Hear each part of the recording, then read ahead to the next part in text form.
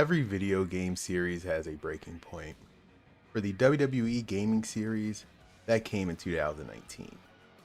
For the first time in over 20 years, Yuke's, the original developers of this series that started in the year 2000, were gone. Visual Concepts was in charge of making the next installment. And the result kind of showed how fragile the foundation of this series has become. The bugs, the unfinished product, and the reputation that this game had was so impossible to ignore that they had to cancel the next installment of this series and take a year off, almost two, for the next game.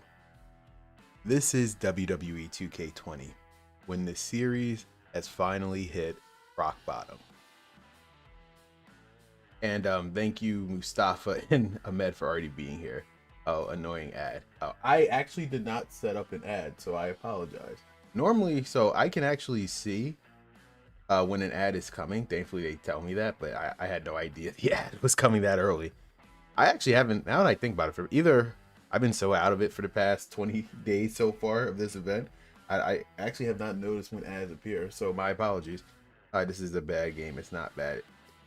It just has, so here's the thing with 2K20, right? So this is a perfect example of everyone's situation is different. Everyone's experience is different. So my experience with 2K20 is actually probably going to be a tad bit different than the majority. And because of that, the stream's going to be a tad bit different. Normally, yes, Hogan is back, and we're going to be looking at the cut content. He was supposed to have another character model for him, which we'll get into. So yeah, this stream is going to be a tad bit different, everyone, because normally this would be the part where I would like briefly just talk about the publisher and whatever, get right into the game. We can't really do that with 2K20 because the core thing about this game is not even really the game. It's everything surrounding the game. So that's where the first half of this game is pretty much going to be just going through the timeline of where did this all go wrong. And then the next half, we're going to show you the game, because here's the thing. I can't really show you in a live stream what this game was that people remembered, because surprise, surprise, this game is actually in a playable state. And from my experience, this game is not a bad game. Now, every game has bugs. That's impossible to not have bugs in today's environment. But the game that people remembered in 2019 is not the game that I'm going to be showcasing to you in the year 2026, but that's going to be a little bit later. So the majority first half of this stream is just going to be how do we get to this point. So yeah, finally Hogan is back. Yeah, graphics downgrade. I personally think the graphics are on par with 2K19. Okay, let me reiterate, the graphics of this game I don't think is the issue. The models are terrible, and that's because they were trying to mesh two different engines together, 18 and 19. But I personally think 20 does not look that bad graphics wise. It's the character models that look absolutely terrible. But graphics wise, I don't think the game looks that bad. But the soundtrack, yes, that's what I said. We're gonna go over the soundtrack too. Funny enough, I truly believe this game has the best soundtrack of the 2K series, which is, I know it's saying a lot because of this game. I truly believe like the soundtrack is actually the best one of this series, of this first half of this series. Bart Kim's in this soundtrack, and this game was so bizarre. Also, where's my rise on? You mean my career? And I 100% agree with you, my career part. But I think the soundtrack is very, very good. And Bart, I believe this is your first time here. Quick, shameless plug. This is a 25-day event. We're on day 21, I believe. Day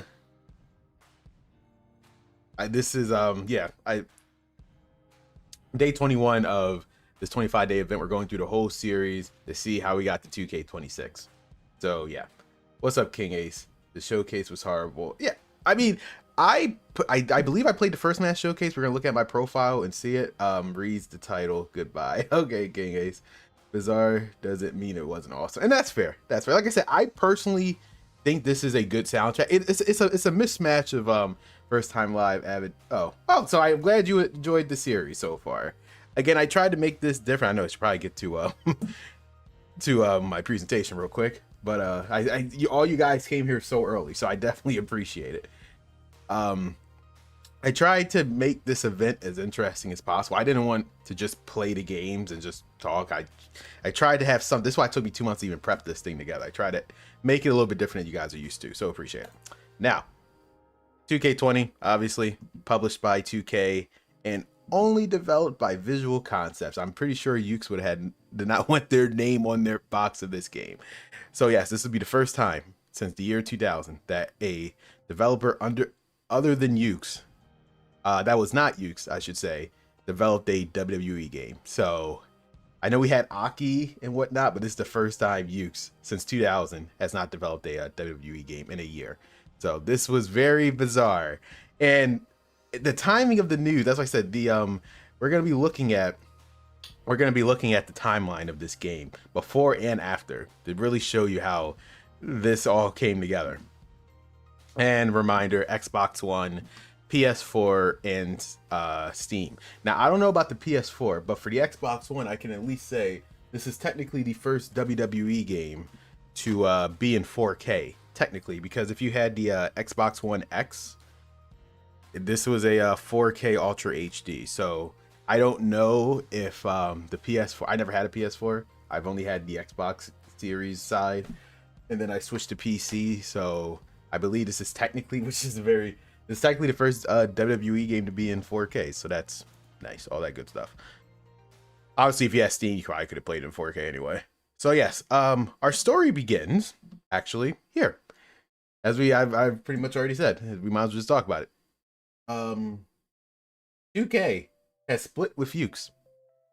The divorce that we never saw coming actually happened.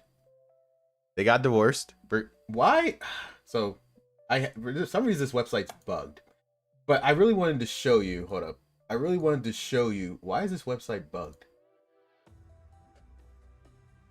That is so okay. The whole point I wanted to show you for I wanted to show you that website mainly for the date. Obviously, the headline says all you need to know.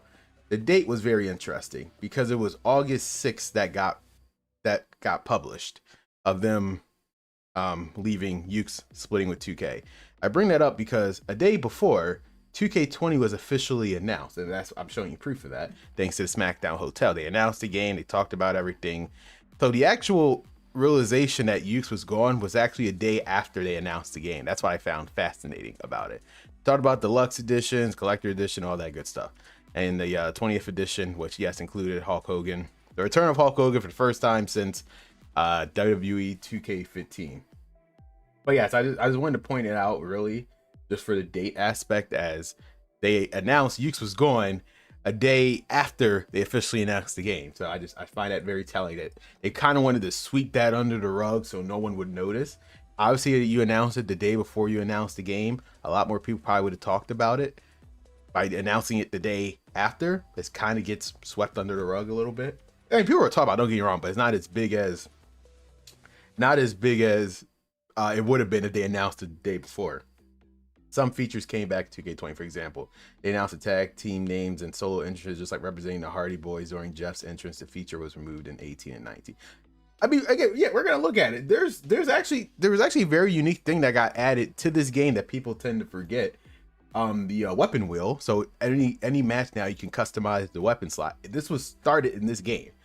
So like, there is some credit to this game, and yes, representing the Hardy, like there is some good to this game. We're not going to completely trash it, but this interview is very telling to me. So 2K20 creative director describes tension and eventual split with Yuke's. So everything I was talking about with Yuke's with 2K17 and 18, there's some credence to that thanks to this interview. So essentially, who was the interviewee? Lionel Jenks said that the split between Yuke's and 2K Visual Concept wasn't mutual.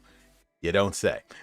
He didn't get into the nitty gritty, but here's the quote. So I just want you guys to interpret what I can give my thoughts on this. So this is basically what he said. When you have an outside person coming in and tell you how they want the game to be, and when you've been working on the game for so long, it's going to create some friction. It's going to create some back and forth. It's hard to be a really cohesive unit in that way, especially that first year when we're coming in and asking them to get out of their comfort zone. we realized from that point on, it was like, all right, we know what we got. We know what their strengths are. We have to play their strengths and add features here and there to try to get us there over time. Now, for us, it felt like we had to be very careful about what we asked for because we didn't want another 2K15 situation. I find that fascinating that he brings up 2K15 when this article was released only days before 2K20, as if he did not realize. So either this guy was completely unaware of what game was about to come out with 2K20. He's like, oh, this won't be a 2K15 situation. You're right, it was worse. But because the game didn't technically come out yet, it came out on the 20th, so 5 days before. Yeah, he was like, oh yeah, this won't be a 2K50 situation. But mainly the first beginning I want to talk about. We have an outside person coming and telling you how you want the game to be. So that's like this is the thing. Yuke has been developing. They've been making wrestling games even before they got WWE. They knew how to make a wrestling game. They never really needed input. Like the relationship, again, it's not like I was there. I would imagine a relationship between them and THQ. THQ, some of the people like I know Corey Ledesma and Brian Williams, who thankfully is part of the 2K side now in Visual Concept, so he's steering the ship some way or another in the right direction. He's trying to as much as he could. Those guys were actual wrestling fans. Like Corey Ledesma, people who worked in THQ, they were actual wrestling fans. I'm not, now I have no proof that these other guys are currently working at 2K. I can just tell from the game I'm looking at that they're not. But so the collaboration between them and Yuke's, I would imagine, was very smooth. It was like, okay, we just like get the likenesses of these characters. You just develop the game. We're gonna work together. Music, script writing, THQ side, and then just developing the perfect wrestling game. That was Yuke's side, and pretty much they had together. Again, I think people have this misconception that prior to like 2K somehow saved the series. Like I think people tend to forget like the THQ games were perfectly fine. That's not why THQ went bankrupt. They went bankrupt due to their own personal device that they wanted to have for the Wii and Xbox 360, this Uplay thing. Like if that never happened, THQ would probably still be here and they would probably still have the license to these games because the games were selling well on under THQ. It's not like they were in the toilet, unlike as I showed you with the 2K series. So it's not, they never needed to be saved. They never needed to be told what to do. They just need a publisher to help them with it. So by adding visual concepts to co-develop, I feel like Yuke's, it kind of felt disrespected. It's like, you kind of know how to make these games. Like the other publishers just let us do what we want. And you see when you let them cook, as the kids would say, they can make something great. They can make something great. With 2K, spoilers, their priority isn't really wrestling. It's more of, NBA. NBA is their cash cow. And their parent company, Take-Two, they have GTA, like all that stuff. But in terms of 2K, their bread and butter is NBA. Visual Concepts knows how to make a basketball game. And that's kind of the thing. They were trying to apply basketball logic and putting it into a wrestling game. And it's quite obvious with the current games now, but it's like, it doesn't mess, like people, wrestling and real sports are not the same. You can't present it that way. Sure, the quality, the graphically helped them out with the face scans and whatnot. I do agree, Visual Concepts played a huge part in that, but in terms of the actual gameplay, had they just let Yuke's did what they wanted to do, I don't think there would have been an issue. And I feel like with 2K17 and 18, that's where the frustration really started, because I feel like, I personally think, starting with 2K17, they realized they couldn't sell you a yearly game that offer you a different experience.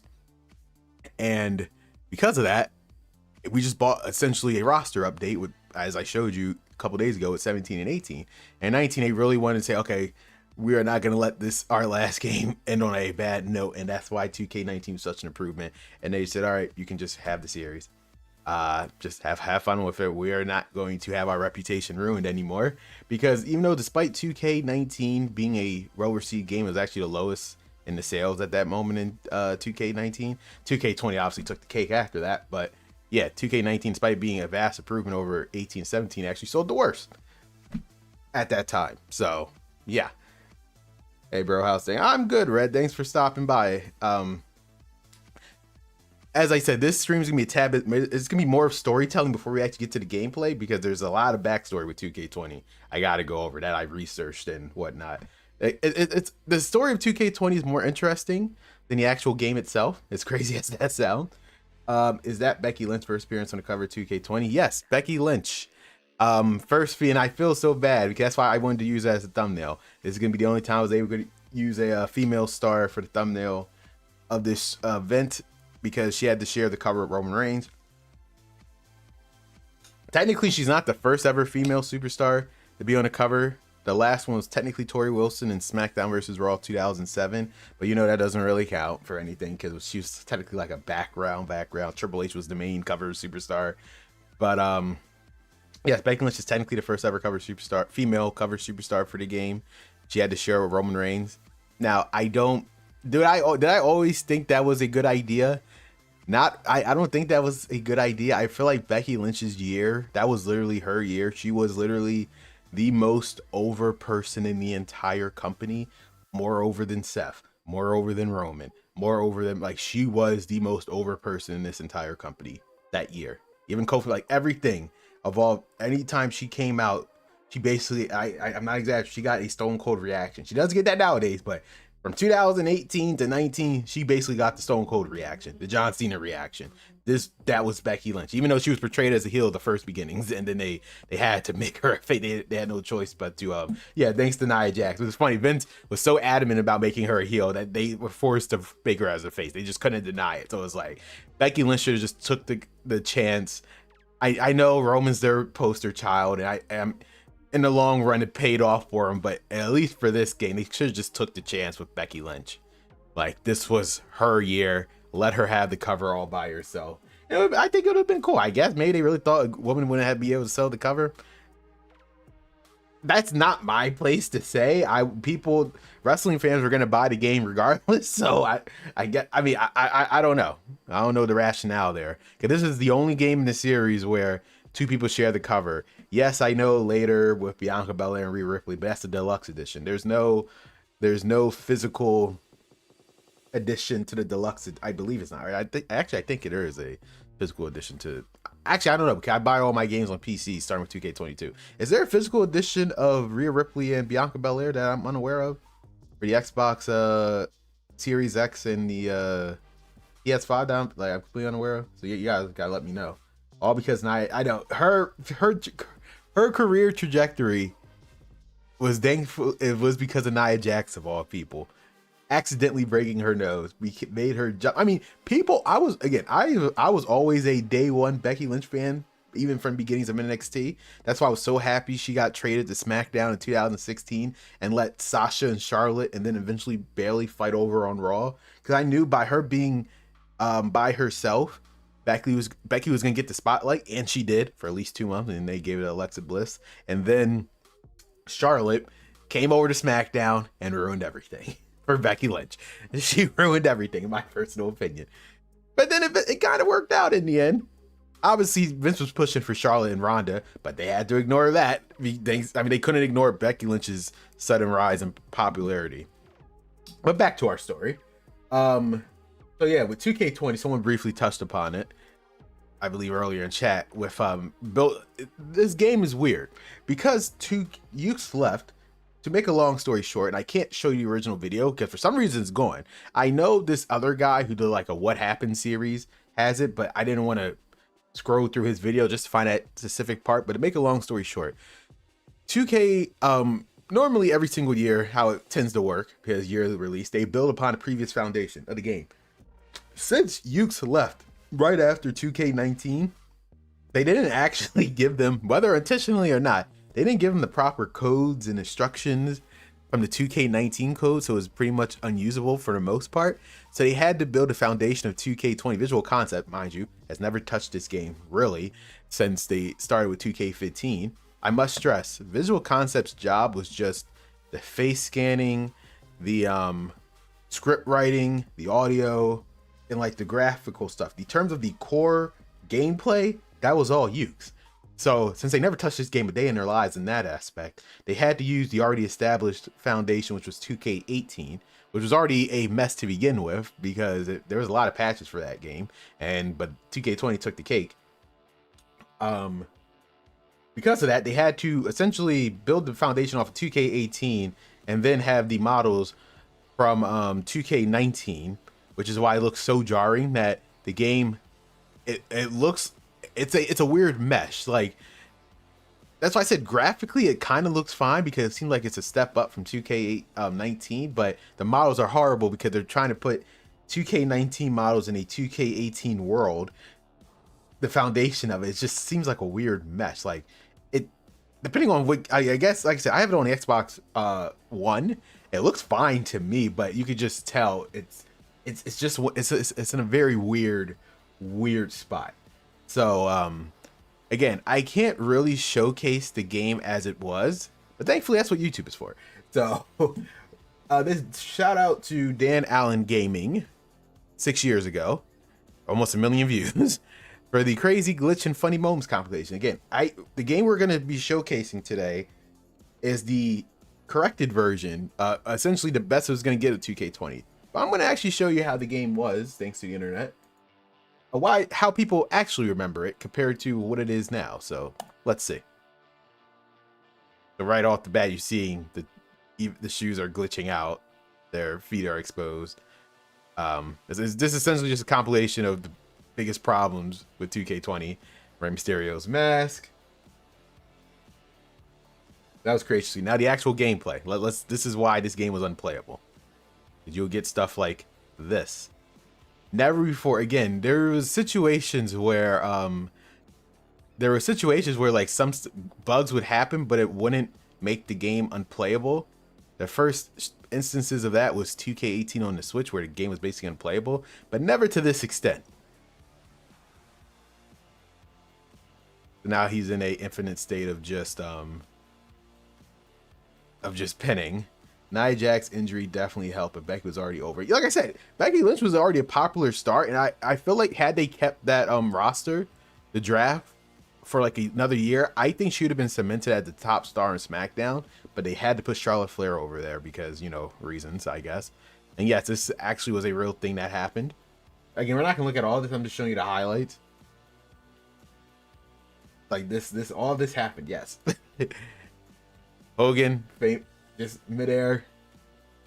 But yeah, like I said, I'm a huge fan of Becky Lynch.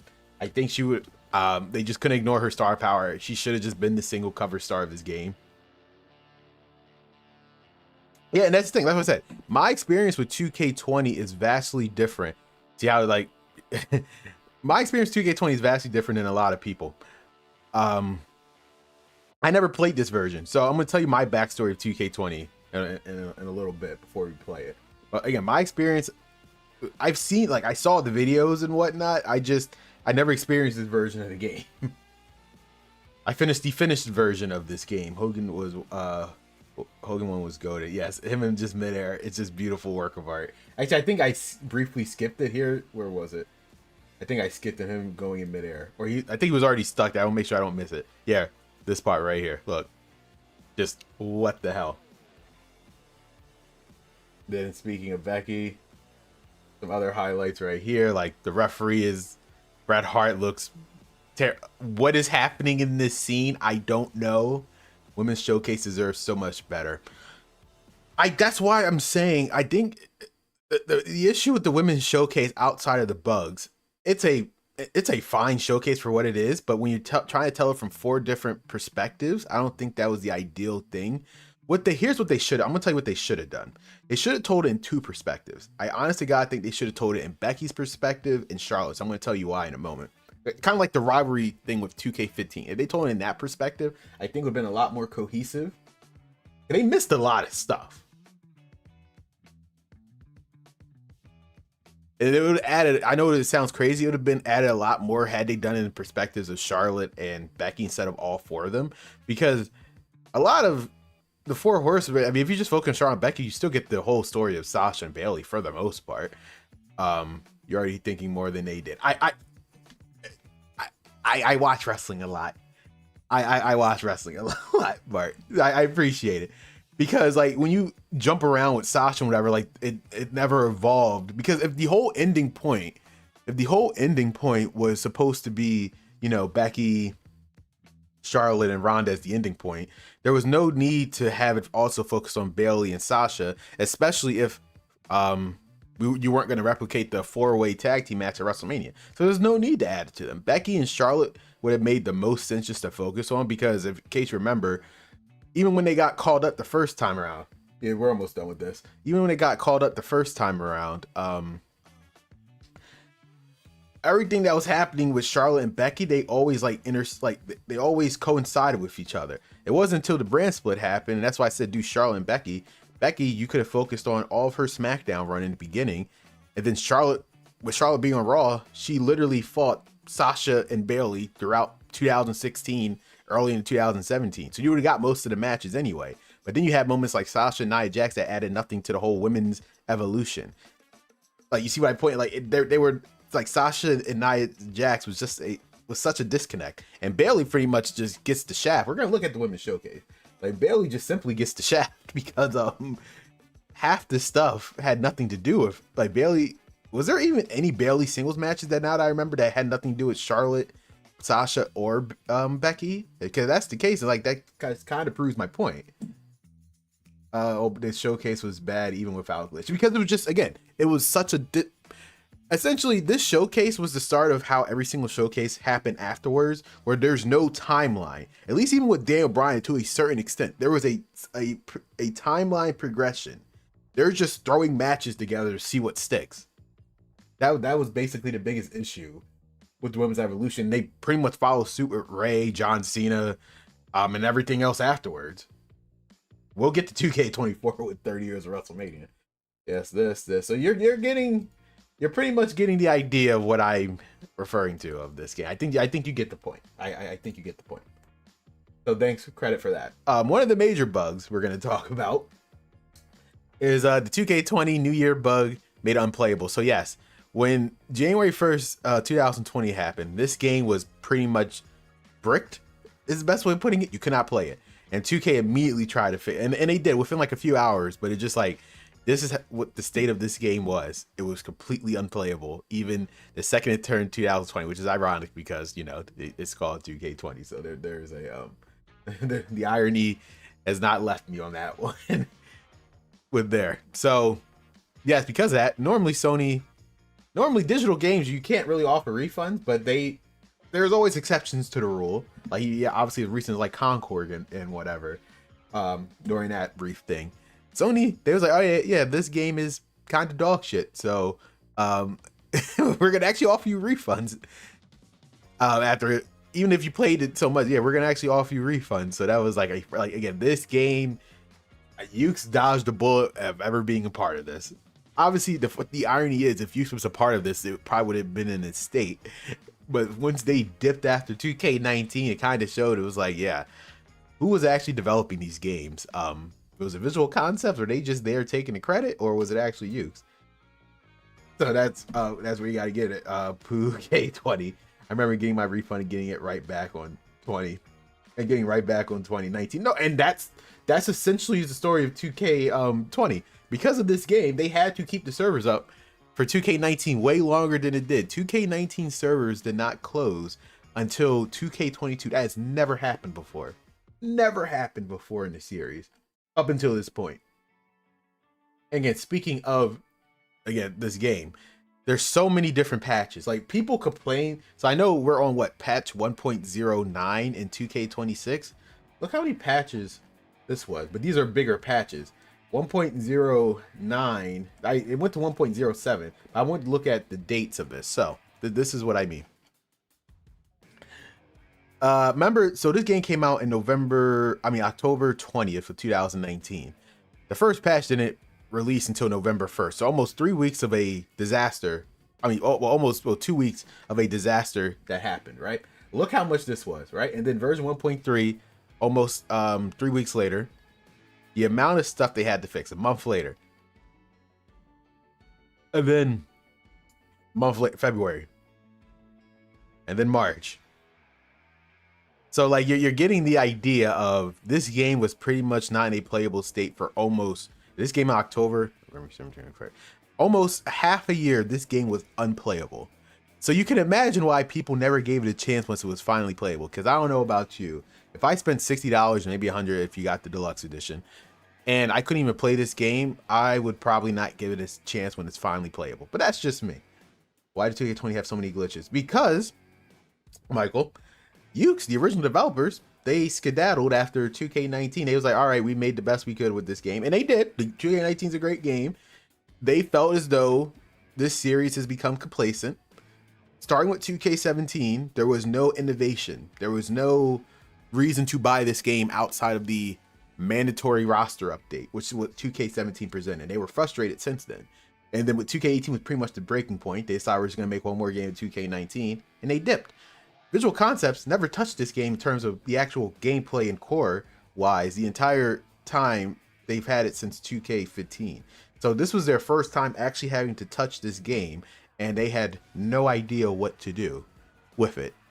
Outside of the fact that they were working on 2K18 foundation of it, which was in a terrible state, they didn't know how to make a wrestling game. It was pretty much simple. Their focus is on NBA. They did not know how to make a wrestling game, and the result is because of that we got 2K20. The original DLCs were fun. Yes, we're actually going to be looking at that as well. We're going to be looking at a lot of stuff before we actually touch the game. All before we touch this game, because I'm just showing you everything leading up. Because what I'm going to be showing you with 2K20 now is pretty much in a fine state. And if you actually play it for what it is, it's not a bad game by any means. Outside of My Career, which I still think is a terrible story, but it's for what it is, it's actually a fine game once it was playable. But I can imagine why people back then, 6 months of actually playing the game you paid for, was never going to work. I just want to point this out because people are complaining about 2K26, how it was unplayable, and they pretty much patched everything within a month. If you were living during the 2K20 era, you had to wait 6 months for the game to be playable. So I just wanted to just point that out to show you how people complaining now had no idea what it was like back then. And because of that disaster, they announced during April 23rd, the month after the game finally being in a playable state, there will be no WWE 2K20 video game this year. They just completely canceled it. They were going to have Yuke's developed, and they're going to have Visual Concept have an extra year of development for them to really make a good game. And they needed that. For the first time in 20 years, there would be no game coming out the following year. So 2K21 was officially canceled. Chamber 2K19 saved us into the COVID era. Well, it had no choice. The game was, luckily, Yuke's left it in a playable state, so we were good. 2K19, that's why it's like 2K19 reputation is more than, because the sales wise, it was the worst sold in the series before 2K20, but its reputation I think helped because 2K20 was such a disaster. But people actually went and bought 2K19, and that's why people have fond memories of it. Chamber was so glitchy, it was fun. I never actually had the chance to play this Chamber in 2K20, but I do believe you, Mustafa. I pre-ordered the deluxe edition. I didn't pre-order this game, but I'll get into that. Plastic models of My Rise, it's terrible. My Rise is, My Career is so terrible. The makeshift showcase were so terrible also. That's what I'm saying. Like, I feel like it's more to do with how they decided to do it, which we're going to look at the showcase briefly. But yeah, there's no 2K20. So now we get over to the official. So this is actually from the 2K website. We're going to read this in full, Cat. I really want you to see their mindset. And this is the what I like to call foreshadowing of the experiences that we're going to get with the 2K series moving forward. I want to stress this was in 2020. We're in the year 2026. So people complaining about the state of the game series, it was pretty much told you their direction was right here with this title. WWE 2K Battlegrounds to lead the charge into the future of 2K WWE game experiences. Now, this is a very telling title. 2K Battlegrounds. Now, I never played this game day in my life. What I do know about this game is that this was the start of microtransactions. So the fact that they use this game as an example to lead the charge into the future of 2K experiences for WWE games, that should have told you the direction the series was going. We had the sign right here, April 27th, 2020. It was all right here, guy. They didn't lie to us. They didn't like drop this on us. It was all right here. It was all right here. I wanted this to be All Stars 2 so bad. This is a perfect example of, again, they don't They don't know what a wrestling game. They just don't know. They saw. I would tell you exactly what Battlegrounds was.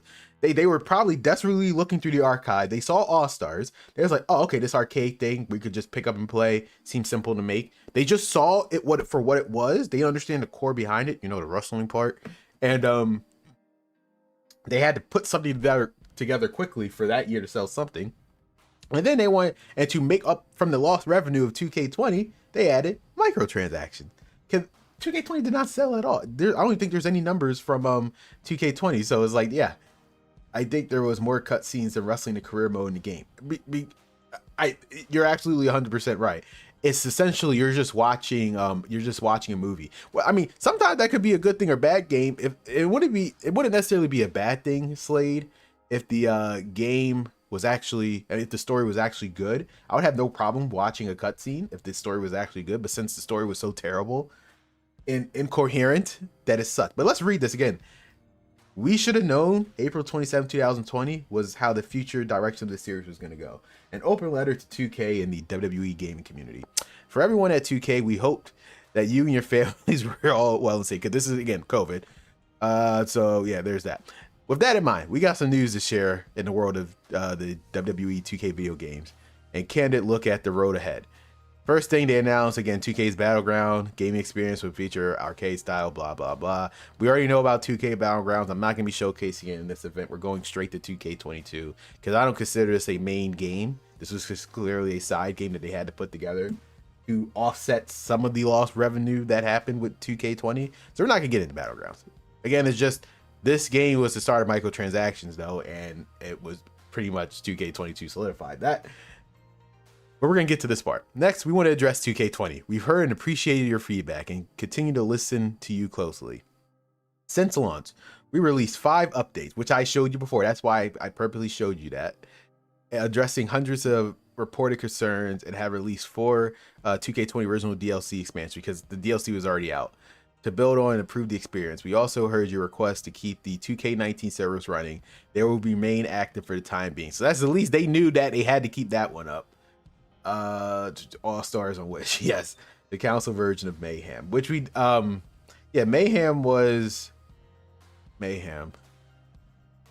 Are you referring to WCW Mayhem, Mustafa, or the game? I think there was a WWE Mayhem. Is that a mobile game or an unreleased WWE game that I probably had to look more into? All Star game was so awesome. It was, like I said, they looked at All Stars. They wanted to put out something for the new year. It seemed like it was easy to make, but they didn't understand why All Stars was great. Did you know the actual gameplay part? They showed the GOAT in the trailer. People said, "Oh my God, Jericho's in the game." Yeah, it's a mobile game, Mayhem. Okay, I thought he was referring to WCW Mayhem. I think that is a PS1. Yeah, that's why I was like, all right, why is he talking about WCW? But yeah, all that said, we hear you and you want more from the franchise. So what we're gonna do, we're gonna apply what we learned to the next installment of the 2K simulation game with a renewed focus on quality and fun. I want to know where this part is currently in the year 2006. I mean, quality is subjective and fun is subjective as well, but I don't personally see it. They have a very skewed idea of what quality and fun is, but we'll get to that tomorrow as part of that commitment.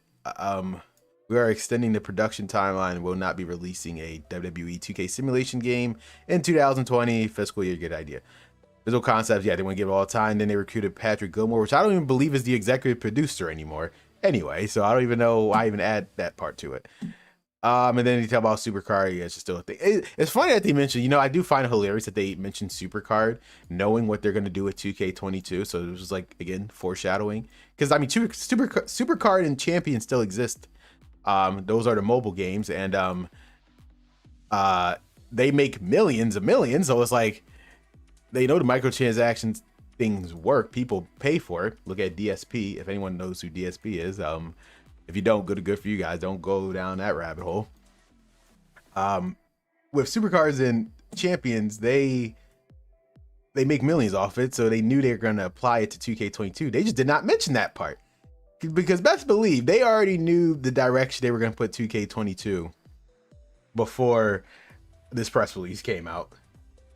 What's up, Will? So just saying hi and leave. 2K20 is really good now. Third best PS4 day. Yeah, like I said, despite the reception that it got earlier, we're gonna show you how like the game, in terms of the actual game, if we ignore my career, it's actually in a fine state. 2K20 was disappointing both quality and sales. So yes, I just want to show that the actual CEO of Take-Two, because like I said, Take-Two is the overhead of like 2K and all this stuff. He actually had to come out and say, yeah, this game kind of blew. While we're disappointed that 2K20 did not meet our expectations, both in terms of sales and quality, 2K is actively working with visual concept to ensure that these issues are addressed in the future. They'll have more to share on the plan soon. The WWE brand continues to expand worldwide, and there remains a substantial long-term opportunity to grow our 2K series by improving the quality of the game. So yeah, they even the CEO of Take-Two, the parent company of 2K and whatnot, he was like, yeah, this game kind of sucked. we're not gonna do it. So yeah, we're gonna move on to the DLC, because this I'm talking about DLC now instead of later, because it's a interesting thing. So right off the bat, outside of one actual superstar, all of the DLC is original. Meaning there are no new superstars. Everything is a original idea that he came up with based off of an original idea or something that WWE mentioned or had a part of with South Park Recent Wrestlers. Side note, I actually love this series. I thought this thing was hilarious. And there's references to wrestlers, so stuff like Empire Tomorrow, obviously reference to Asuka, Wasteland Wanderers, which is very interesting because the Wasteland was referred to the Ascension. Is the Ascension even in this game? I have no idea. And then Bump in the Night had to do with the Fiend Bray Wyatt, which is the only original DLC character based on a real WWE. I mean, that's, actually was part of the active roster. Everything else is completely original. So just to show you, by the way, the Bump in the Night, which was the pre-order bonus to this specific pack, you got the Fiend Bray Wyatt. I went to Big Bar from You should have been in it. It's like South Park. I mean, I have to, for those who've never watched it, essentially, long story short, it was like a original YouTube series that they made. John Cena was part of it. He was like Lance Catamaran, if I remember correctly. And then Fandango was his It was actually so good and funny. Like all things, it had nothing to do with what was going on with the current product at the time. It was just a side thing that I don't know who came up with it. They should honestly be the writers of the current product in real time, but like it's such hilarious stuff. So I do recommend South Park. Not this DLC, because fun part, actually, I do not own this DLC at all. I only own Bump in the Night. So I actually don't own any of the rest of it. But yes, I do recommend that. But yes, with 2K20 Bump in the Night, essentially, and they kind of knew this, hence why they started off this first. The only thing I would ever recommend, if you could somehow find a copy that did not use the code, is just for break. You get the Fiend. Everyone else is completely irrelevant. So some stuff is cool, like Demon King Finn Balor, great, but then everything else is like, what are we doing?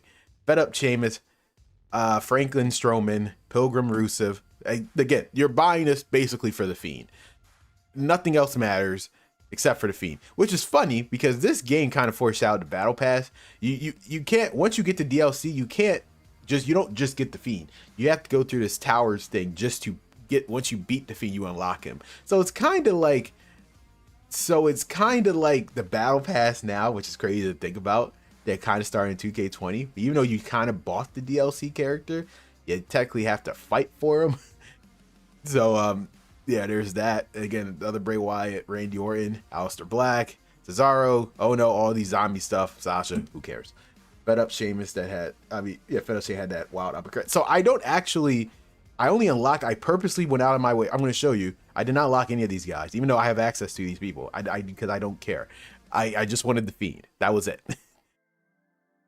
And then yes, these DLCs. Remember when back in the day the packs only cost like what, $5 to $10? These were $15 for original characters that had nothing to do with anything. Here's where the damn fall started. Yes. 2K20 was the as the title mentioned, where we completely hit rock bottom with this series. So you had the Wasteland Wanderers, Ali, Roman. I mean, this is a perfect example. If this was in any other game, this would actually be cool. This was in any other game but my yearly simulated wrestling game, I can actually tolerate this and appreciate the idea of this. But it's like, I'm paying $15 for what? What am I paying for? Because technically speaking, with enough creative parts, anyone could have created these people and created a superstar. Let's be real. Let's be real. You're pretty much paying $15 for advanced creative superstar parts. I didn't even play this one. I played it way after the fact, and this was an all-star. Like that's my point. It's like, if this is a perfect example of like just the wrong game to have this in. This would be more appreciative if this was in other games that was not in my goddamn yearly series. And then Southpaw Region Wrestling, at least out of everything, this makes sense because this is actually based off of something that WWE actually did as a side project. And some of these people, like again, Mr. McElroy, McElroy, the Sea Creature, like some of this stuff was actually based off of it. I'm surprised they did not have John Cena's Lance Cameron in here. Maybe John Cena said, "No, F this, you're not putting me in the game like this." Like some of this stuff made perfect sense. Like this is the only one that made perfect sense. And then Empire Tomorrow is like, what are we doing? What is, like, again, it's not Velveteen, the Velveteen King. Yeah, I believe this is also Velveteen's Dream's last game. And then, yeah, you buy all this stuff. So almost $30, even though it's $50 worth of content. And in freaking insane for original characters with enough effort. You probably could have made this in creative wrestlers had to give them the parts, but it's like, again, if this was in any other game, I would actually find this interesting and unique. But because it was in 2K20 and the only actual original character you got was the Fiend Bray Wyatt, this game kind of blows. So there's that. So the 2K Showcase again. Oh wait, why hit that? The 2K Showcase. Come on. Why is it? Oh, there it is. The 2K Showcase, right? It was based off. So despite Becky being on the cover, it's not actually focused on Becky. It's focused on the 4 horsewomen, which is obviously Becky, Charlotte, Sasha, and Bayley. There's good and bad with this because, again, at least because these were the basically what people dubbed the start of the new era of women's wrestling. It was based around these 4. You could argue Paige and Emma, but that was mainly more of an NXT thing. These 4 women, like, if it wasn't for NXT being on the network and like takeovers and whatnot, these 4 essentially put women's wrestling back on the map for the women in WWE. So they were the focus. What's the next game you're going to break down? It's going to be 2K22. We're skipping battle. I don't consider Battlegrounds the I'm sorry. First of all, thanks for stopping by, Alex. I read your comment. I didn't realize who I was reading off of. And we're going to be looking at 2K22 tomorrow. I don't consider Battlegrounds a main game at all, so there's no point in looking at that. Plus, I don't actually own it. So there's only 15, and this right here is part of the issue. The match amount. This is too little to tell for people's perspective. This is why this doesn't make it. I want to show you the listings why this doesn't make any sense. The cover star is Becky, and the end point, keep in mind, the final match is Becky versus Charlotte versus Ronda. So only 50% of the focus of the women's showcase is in the final match. Do you already see the problem there? These 2 are basically pointless to be in here. I'm not saying that they couldn't be. If they were going to, they basically had 2 ways going about doing this. They could have either entirely focused on Becky, which they should have done in the first place, or do what they did in 2K15, but that require effort, a rivalry between Becky and Charlotte. Because to be fair, all this concluded with Becky and Charlotte, and by doing it that way, you could have also had Bayley and Sasha in the mix for most of it. Because all these 4 paths intertwined to a certain extent. Except for like Bayley and Becky, they barely interacted on the main roster up until this point anyway. I don't think they actually did interact outside of that Survivor Series thing. So actually, now that I think about it, Survivor Series 2016 was, I think, the only time they ever interacted with each other outside of before Bayley turned heel. So yes, this game was already outdated by the time the game came out anyway, because Bayley was already a heel, which we'll get to the roster. But yeah, the women's evolution. So first things first, Charlotte and Natalya, great. It makes sense. She wins the title, the first one of the 4 horsewomen. It makes perfect sense. Sure. Second match also makes perfect sense. And again, this match could have happened without having these 2 as playable characters anyway. So like, it makes sense. Once again, 2K does not know how to make a wrestling game. As I said, they know my signature quote. I'm going to copyright this or trademark it. They don't know how to make a wrestling game. They know how to make a game that has wrestlers in it, but they don't know how to make a wrestling game. And we're going to be showing that starting with 2K22. Now, by no means is 2K22 a bad game. I actually think it's one of the better 2K games that they did.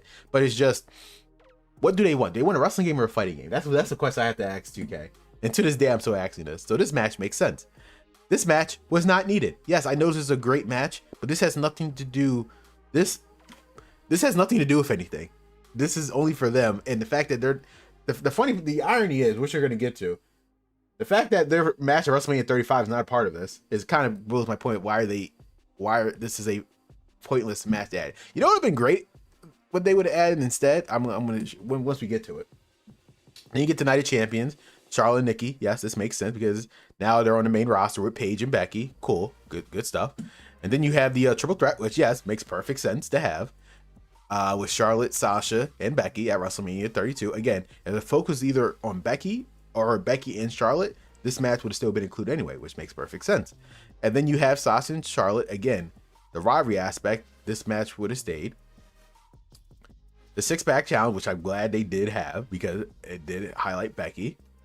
They could have, you know what, they also could have added the Night of Champions or Clash of Champions at the time, triple threat with Bayley, but for some reason they didn't do that.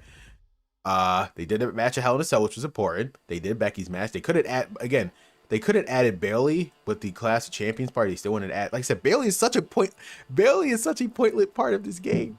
I know they did it right here, but like she is so inconsequential to this whole thing. It makes no sense. You could have still, you see my point? Bayley and Sasha's interactions are pretty much tied to either Charlotte, mostly Charlotte, and then later Becky. So there was no reason to have there was no reason to have Bayley and Sasha in this game. It just never made any sense to me. Sasha, like, this match is so pointless. This has nothing to do with the Four Horsewomen story. This match was not needed to be in here. And then you have the Fatal 4 elimination. Again, this match could have still happened without needing Sasha and Bayley to be playable characters. Charlotte and Asuka, okay, makes perfect sense. And then I guess they would have added the women's battle royal at WrestleMania. Then you had Becky, and like, look at that gap. It's like, this is the problem. Part of the problem. See, this right here is part of the problem, right? They completely skipped Becky versus Carmella versus this is what frustrates me. They skipped two major matches. Actually, they skipped three major matches with Becky and Charlotte. It doesn't matter if they were keep fighting each other. They needed those matches. They skipped the most important, arguably the most important match in this entire showcase that should have been part of it, and why Becky's in position to begin with. They skipped the SummerSlam match of 2018 between Charlotte, Becky, and Carmella. That's where Becky turned heel. All of this would not have happened if Becky did not turn heel. Yet the match is not included. What? Like, again, who went over this showcase? They just skipped straight to this. This is not a bad match by any means, but I argue it's probably one of the best women's matches of that entire year. Honest to God. This match at Evolution, but it's like, why? And then speaking of that, once again, why isn't the the 6-woman tag, what was it? No. Was it a tag? I don't even remember. Was it a tag team or 6-woman tag with Sasha? Was it Sasha and Bayley versus the Riot Squad? I believe that's what it was, right? Am I tripping? I feel like that's exactly what it was. Bayley didn't start popping off until Sasha and Becky left. But that's my point. That's why, like, Bayley is so pointless to be added. I'm not a Bayley hater by any means, but this showcase did not need Sasha and Bayley to be part of it to tell the entire story of. There's no cohesion in this showcase. What is this showcase actually about? You're saying it's about the 4 horsewomen, but the last match does not feature the 4 horsewomen. It features only Becky and Charlotte. Just call it the Becky showcase or the rivalry between Becky and Charlotte. It's not everyone has. This is part of not everyone has to be included to tell a story. You didn't have to. Becky's the only person on the cover, so it should have already been priority to be Becky. It should have been a priority to showcase to begin with, and they want to do it just like John Cena was the cover star of 2K15, but his showcase was a rivalry with CM Punk. Okay, same thing. Becky's the cover star of 2K20. The rivalry should have been Becky and Charlotte, and you would have still got basically the same amount of matches because the whole point of that rivalry showcase It's their perspectives. Like John Cena and CM Punk, you had John Cena do side stuff with Roberto Del Rio, and then you had CM Punk do side stuff with Triple H. They still interconnected. So you would have still got the Sasha and Bayley matches under Charlotte, but then they complete, like I said, that's what frustrates me with the biggest show. Okay, they missed the most important match of this entire thing, which Becky was turning heel. Makes no goddamn sense.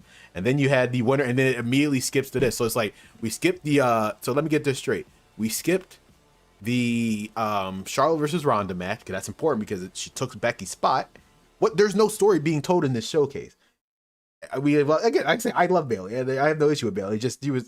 What is the story of the showcase? Because even Daniel Bryan showcase had a story to it, to a point.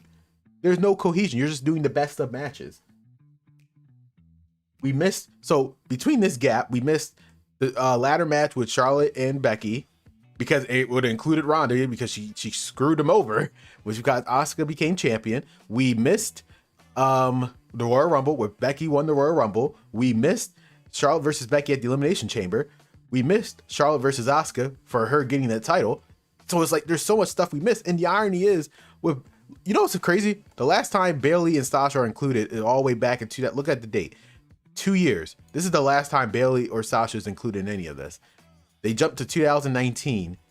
Bayley and the tag team match is not there between the Fatal 4-Way tag team match, partly because they couldn't do it accurately anyway in this game. But we still yet to have a four corners tag team match, and maybe they couldn't do it in the Xbox One, PS4, but now we're on the Xbox Series S, X, PS5, PC, Switch 2. You're trying to tell me you can't compute the four corners tag team matches that are presented in the games yet? I don't know what to tell you. Even the Rey Mysterio showcase for 22 had a little story to it. I know there is no but could be because when it's focused on one person, you can do that. Even focusing on two people, you can do that. You're focused on four people where one of them is such a complete outsider to all of this, it completely ruins it. She does her own thing for the most part after she kept losing to Charlotte and losing the title to Charlotte. The showcase should have just been, they had two ways of going about it, as I said. Charlotte and Becky, and you got basically the same amount of matches thanks to Charlotte fighting Sasha and Bayley, or just focus on Becky, where the ending would have still made sense. It's just they didn't think this through. Bayley made herself a star. Yeah, best story from a wrestling game. If we were to, well, hands down, it's WWE 12 Road to WrestleMania. I'm gonna have to play that on stream one day after the fact. It's just hands down best one. Well, in terms of, see, it's hard. In terms of a original, let me re-paraphrase this. In terms of a original story, even though I like 2K19, hands down, it's the 3-part epic cinematic masterpiece that is the WWE 12 Road to WrestleMania. That is my personal opinion. In terms of the showcases, the accurate historical stuff, that still goes to 2K14's 30 years of WrestleMania, in my personal opinion. Yeah, Bayley made herself a star. Yeah, and she did. So just like Becky, she did herself a main roster by Bayley being on her own and then doing her own thing with the heel turn. She made herself a star. Sasha and Charlotte were basically positioned. It's so funny how isn't that funny how that works with the 4 horsewomen?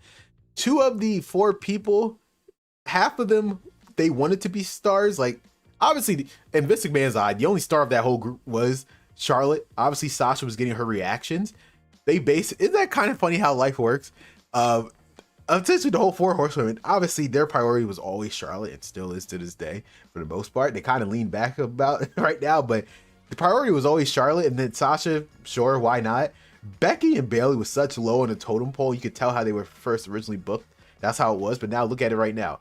Becky is the biggest star. Charlotte, she has eclipsed Charlotte, and Bayley, I mean, she's in a weird position right now, but she made herself more of a star than I think WWE would have allowed her to, because she got over it.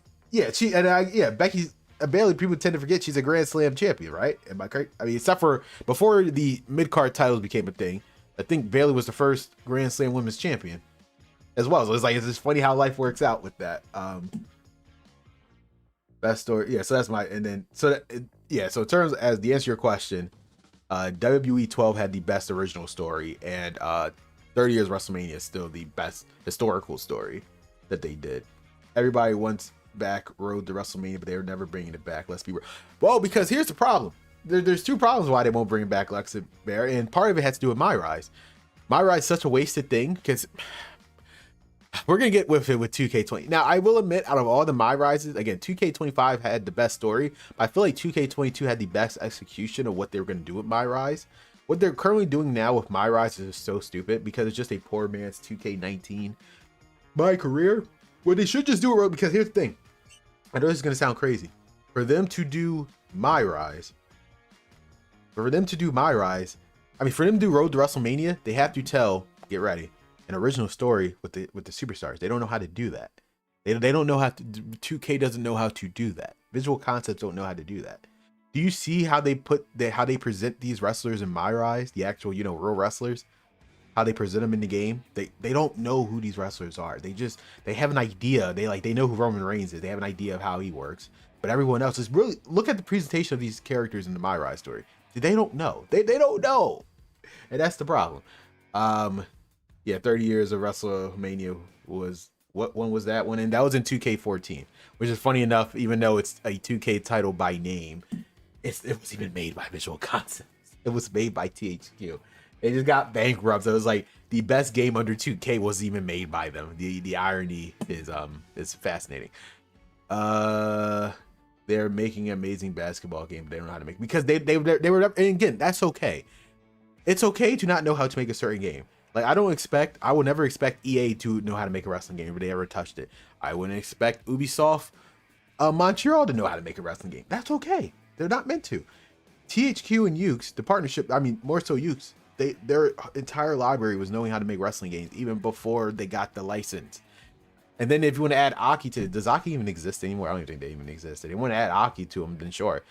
They know how to make wrestling games. Everyone else, they don't know. And we're going to look at that with 2K22. Let's just go over the roster because it is a fascinating roster if we ignore the stupid people. Okay, a lot of this is a last time for a lot of people. Last time for Adam Cole. Last time for, this is throwing me off completely. It's last time for a lot of people, but some of them still made the cut. Again, Bailey was completely outdated. Big Boss Man, when the next time they made him DLC for something? When is the next this book? Was he in 2K22? They make him as DLC for 2K22? I think they did. It was so stupid. Yeah, I believe they made him DLC. Yes, they did. It makes no sense. You made DLC for someone who was already in the game. Make it make sense. Last game for Bo Dallas until he became Uncle Howdy. Last game for Bobby Fish. Bobby Lashley's already in it. Bray Wyatt got cut. Let's see. Bruce Beefcake. I think this is last Bruce Beefcake. When was the last time Bruce Beefcake was in a game? Was he in 2K22? I'll be shocked. Yeah, no, this was his last game. I knew it. What's your opinion on the AEW Fight Forever? My brother has the game. I've never played it. I know it was made by Yuke and some part of the developers from the Aki games, but I think I want to give No Mercy WrestleMania 2000 an objective chance. I'm going to, obviously I can just, emulate the game. I'm going to buy a Nintendo 64 controller. I want to give those games an actual chance of experiencing it. I personally think, I know this is going to sound crazy, I feel like that style of game is outdated. It's dated. Like, it worked for the time. I don't think it works currently, and I think Fight Forever is kind of proof of that.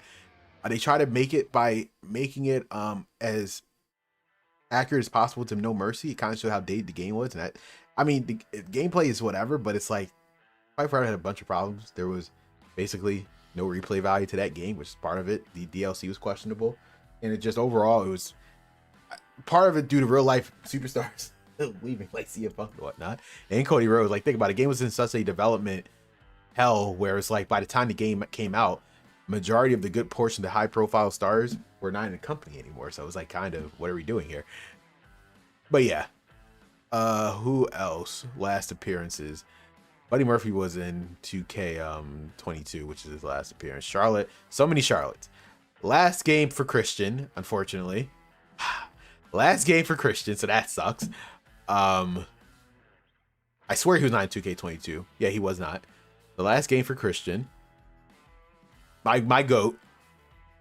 For such The memories never die. Last game for Curtis Axel. The last game for Daniel Bryan. It's crazy they get ended on this game because he they made sure to cut his ass right before this game came out. Him and Adam Cole and Bray Wyatt, those three, they were all originally supposed to be part of that game, but they made sure to cut them out. The last game for the Revival. I believe. Do you play as Drake Maverick in 2K22? Is he playable in 2K22? I think he is. I actually think he is. No, he's not. My bad. I thought he was. Huh, that sucks. Last game for EC3. He was already gone by the time the game came out. Ember Moon, luckily, surprisingly made it. Last game for Eric Young. Last game for Jack. Was Jack Gallagher in 2K22? I don't remember. I mean, what was Cody's last game? It was, well, Cody last game was 2K15. Stardust was 2K17. So it was 2K17. And we're going to talk about Cody. He should have 100% been in 2K22 because of Bray Wyatt. The Fiend, because that's one thing I kind of glossed over, which I'm about to go back and talk about for a second. The timing of it. There was no excuse why Cody could have been DLC for 2K22. They purposely did not because there was no reason to buy 2K23. Let's be real. Last games for, yes, Hogan is finally back. Even though again, oh my god, there was a special 20th anniversary pack with Hogan, China, The Rock, and I believe Mankind. So unless you bought it, you cannot play as Hogan. They also had another model in the game. So it's like, the point is, they, again, locking out content that was already day one in the game. Hogan is technically already based in the game, but they cut him out, just sell him at that collector's edition. So it just sucks. Yes, Jackson Riker was in the game. Jackson Riker is not in 2K22. It's funny how he made it to the game, but not the other Forgotten Sons, which is so fascinating to me. So this is his first and only appearance. So the fact that he made it to the game and not Blake. No, not, was it Blake? Yeah, Blake. And the other guy, I forgot his name. So I find it absolutely hilarious. I think this is the last time technically Blake. No, Jerry Lawler is in the current games. Eel Sky, Kalisto, Carl. Yes, this is technically the last game of the Good Brothers 2 until they came back in 2K23. First appearance of Keith Lee, though. There's actually a lot of firsts. Like, people forget Keith Lee debuted in this game. Mia Yim debuted in this game. Matt Riddle debuted in this game. Actually, let's look at the new people. We're going to look at the new people briefly. I think that's more better. Because talk about the first and last of these people. I think, last game, Lars Sullivan. But looking at the new people, there was surprisingly a bunch of new people if you don't count the DLC stuff. You have, again, Murphy, Io, Humberto. Yes, Io Sky actually debuted in people probably thought she debuted in 2K22. No, it was actually this game. He looks terrible in this. They did not face skin her. Yes, Mark Andrews, my guy from NXT UK, unfortunately. He debuted in this game. I think he's in 2K22. I doubt it though. Is he? No, it sucks. Like, life sucks. Mark Andrews is so good in NXT UK. He never made it in the other game. And then they introduce, we're gonna talk about my faction starting tomorrow. The bane of my existence, my faction. Yeah, Matt Riddle. Yes, Mark Henry, because for some reason they took him out of 2K9. I think he wasn't in 2K19, so I don't know why Mark Henry. Weird. It's so weird. Molly Holly, yes. Molly Holly actually made her return randomly in this game. It's not randomly because it has more to do with my career, but yes, she came back. Nikki Cross, because she was taken out in 2K19 for whatever reason. Same thing with the Brian Kendrick, and same thing. These three are so bizarre. I glossed over this, and we're going to talk more about Nikki in a second. These three were taken out from 2K19. Something to do with their contracts. It made no sense, especially since Tommaso Ciampa at the time was the NXT champion. So him being taken out of 2K19 with Brian Kendrick and Nick Cross, it just made no sense. Yes, Rhea Ripley debuted. Ribby, Tony Storm, Trent Seven, X-Pac made his return, and Selena Vega. They all, as a playable character, they all started in this game. But yes, the big one was like Molly Holly is back out of nowhere. So yeah. The soundtrack. As I said, I actually, to this day, I actually think this is the best soundtrack in the 2K game series.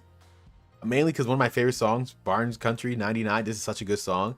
I do like Banks Gimme as well, like Wonderful Life from Bringing to Horizon. They have a such it's it's some good stuff like low high like and even poppy metal. But like my favorite song literally is Barnes Country 99. This is actually a good song as well. And then you have Bring Me Horizon. This is a solid soundtrack. Is it like SmackDown versus Raw's level? No, but arguably I feel like this was the best. People did. I mean, it's just sad because it's attached to this game, but curated wise, I think this was the best soundtrack 2K the 2K series at this phase had. So that's just in my personal opinion.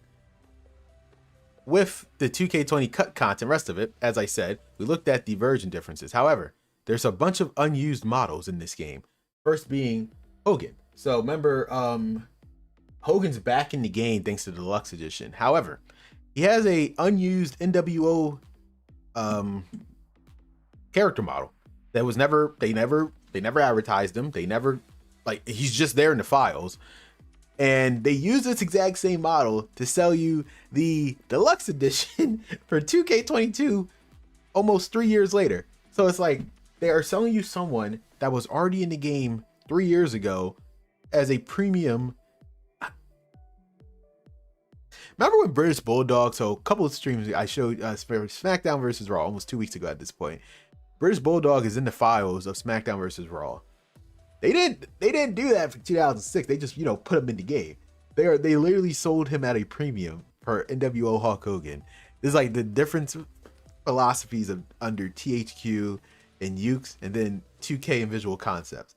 The guy is literally already in the file of the game. You're selling me a premium of someone who is already, if I were to just hack the game and mod him back in the game like that, what are we doing here? And same thing with Macho Man. This version of Macho Man, luckily they didn't sell him as a premium, but this version of Macho Man ended up being in 2K22 with this outfit, for a completely different face and whatever. This version of him is in 2K22 as well. And then, like I said, 2K19. So with Nikki Cross, as I said, she was supposed to be, there's no reason why she wasn't in here, and her character model of her 2K19 version is in this game. Obviously is not the 2K20 version that's playable, but just for a closer look, this version of her, it was supposed to be in 2K19, but for some reason they cut it, but somehow it's still in the files. Don't know what to tell you. Ribby, to the guy with the costume I showed you, is actually, they're using James Ellsworth's character model, and since he got released in 2018, they kind of just restructured it. They used his model just for Ribby, but yeah, this is actually James Ellsworth. His model wise. And then like the unmasking of superstars. You can Kane because he does use face paint with his mask, but then real important stuff. For some reason, they decide, yes, I know it makes sense to face scan these people, but because this game is in such a terrible state and allowing you to do this, you actually see Rey Mysterio, Kalisto, and Grand Metalik. Obviously, Rey Mysterio's identity is well known, even thanks to WCW. So this is not shocking. More shocking, I never knew how Kalisto and Grand Metalik look. And I knew Grand Metalik always had long hair, which is why his hair is like in that thing. But it's like just seeing it's just so bizarre. The modding community makes the game. And I 100% agree with that. I just don't agree with their philosophy of putting stuff behind a paywall. I mean, it's not like I'm a cheap person by any means, but it's just like their philosophy of putting that stuff behind a paywall. Like no other, we are the only, I must stress this. Why do we take this? I don't know. Any other community, like look at the Dragon Ball Z community. Someone tried to paywall their stuff, and he's been smeared across the face of that community. It's like they what's the best way to describe internet like execution style to put this when you put this stuff behind a paywall? It's like you don't own the rights to this game. You did not make this game. You don't have the right to paywall your stuff. If you want to have it's kind of like you don't have to, at the end of the day, you don't have to you could just make body stuff yourself for your own personal enjoyment. But once you put it on the internet, do what you want, but it might be criticized for it because like you didn't make this game, bro. You wouldn't be able to do the mind stuff without this game. You didn't make this game from the ground up. Then you add stuff in there. If you want to have a donation thing on the side, that's perfectly fine. Like that's cool. And you'll be surprised how many people will be generous enough to donate to you when you make something good that people like. But by already putting your stuff behind a paywall, it just leaves a sour taste. And again, everyone's philosophy is different. I personally think putting your stuff behind a paywall, it's not that I'm cheap. It's just you didn't make the game, bro. You're profiting off of work that you did not make. And I think that's the biggest thing. Where 90% of it comes from what they made. I'm not saying they don't make great stuff. Some of the modding stuff result in 2K25 being as good as what, like the entrance camps and whatever. The WWE games community who's paid by 2K won't tell the truth because they're afraid. You're referring to the other YouTubers or influencers. I mean, again, I'm not a part of that group, as you can see. I've never got invited to a 2K. I never got invited. So actually, I never got invited to a so funny story. I guess here's a side story before we. I know we have yet. Funny. I think this has been the longest stream where I've yet to showcase the game. So funny how that worked. Because it's just 2K20 is more interesting to look at outside. We're about to get to the game, guys. Don't worry. I appreciate for those who've been here. I just want to say I know I've yet to showcase again. My streams are a tad bit different, as you can see. I have not showcased the game yet. We are going to get to 2K20 in a minute. It's just so much to talk about with 2K20 with this stream. So quick story on that. I guess, you know, I'll tell you that story once we get to gameplay about my experience with my only experience of almost being a part of that technically, but not really. I'll get to that later. Where was I? So just one more thing. A few more things I want to show you before we actually get to the game. For 2K26, yes, they created out. I mean, they did. Unlike 2K22, where they actually removed some stuff, they didn't intend to remove Creative Championship. They didn't intend to remove Creative Championship because I think they legitimately forgot that it wasn't even in there, so they patched it back in post launch. So it was like that was kind of hilarious. And then stuff that was removed that was from 2K19. First Chelsea Green shit. Yeah, I just heard about that recently. For those who don't know, as a you watching, Chelsea Green had like this heart thing, basically where her heart beated faster than normal, even at a normal resting state. So thank God they caught that. Apparently this has been ongoing. So first of all, kudos to her for having this for a whole time as wrestling. That's super dangerous. And I think if WWE was actually aware of that, I don't think they would have let her wrestle all this time. So I mean, I know hiding it, like that's a personal choice, whatever. But it's like, so luckily they caught it, and from what I saw from the recovery time, it's not as long as people probably think. At most, she's probably gonna be out for 3 months, which is probably. I mean, so I don't know if even she's gonna appear on, like she can appear on SmackDown. She just can't do any physical activity for like at minimum 3 months, I believe. For full recovery's sake, at minimum 3 months. Obviously, wrestling is a different ball game. But yeah, so it's not like she's gonna be. She could be on TV, but I don't think she will be. But yeah, thank God, that could have been way more dangerous than, way more serious if that wasn't checked on. Especially with the work that she does. So glad they caught it. Glad she's recovering, and hopefully everything works out for her. So part of the stuff, yeah, it's a preset moves list. So people like the Young Bucks, Kenny Omega, Pac, and Cody Rhodes. People who are in AEW, I know why they took it out. Like this was like they accidentally took it out. They specifically took out this part because these people are all in AEW. So they said, "Go fuck yourself. You're not gonna be playing these moves of these characters." This is more petty WWE more than anything. Switching tag team partners, so you can't switch. You can't go hit the pause menu and switch your tag partner or stuff like that. Or you can't basically, once you pick someone, you can't pick the other person in the game. Create a championship, again, it was patched in. Remove a tired straps. Keep in mind, this did not come back until 2K24, so I just want to point that out. This one thing did not come back for almost 3 games. Simple thing is that. You tell me. The blood effect, once again, did not come back actually until 2K25. Did it come back to? No, I believe it was 2K25. It didn't come back until then. Becky looks like Chucky in this game. We're gonna showcase it. The face paint damage. Again, all this stuff did not come back until 2K4-ish/5. And then the Dusty. Does this cutscene even exist anymore? I know they don't do the Dusty Rhodes Tag Team Classic in general, but I don't think this cutscene even exists anymore. Change face paint color, all this, those filter things, they took that out. And the side plates, like all that good stuff. No, it's not. Yeah, so it's not even in the current games anymore. So Jesus freaking Christ. So yeah, that's pretty much all I wanted to show you in 2K20. I know, like I said, this has been probably the longest stream I've yet to show any gameplay, so I appreciate the real. So hopefully I knew this was going to be a different stream. So for those who watched it, I hope you guys enjoyed this portion of it. We're actually now going to showcase the game that's been sitting on my other side of the screen. But I just felt like the story of 2K20 is more fascinating outside of the game than really inside the game, because I'm about to show you. I'm not going to show you what people experience. I'm going to show you the game that people didn't experience. Majority of them, they only remember how it was back then. They don't remember what it is now. And honest to God, this game is playable. So yeah.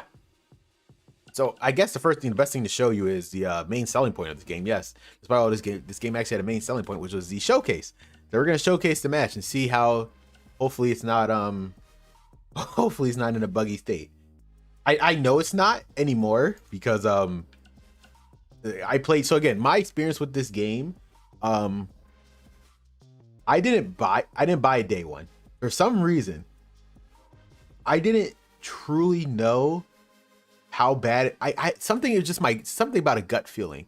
When I first saw the announcement of this game, I didn't know about the Yuke thing until after the fact. Again, this was back then when I didn't pay attention to everything part of the news. I just saw it for what it was, like, oh, okay, new game released, whatever. I didn't know the behind the scenes of everything back then.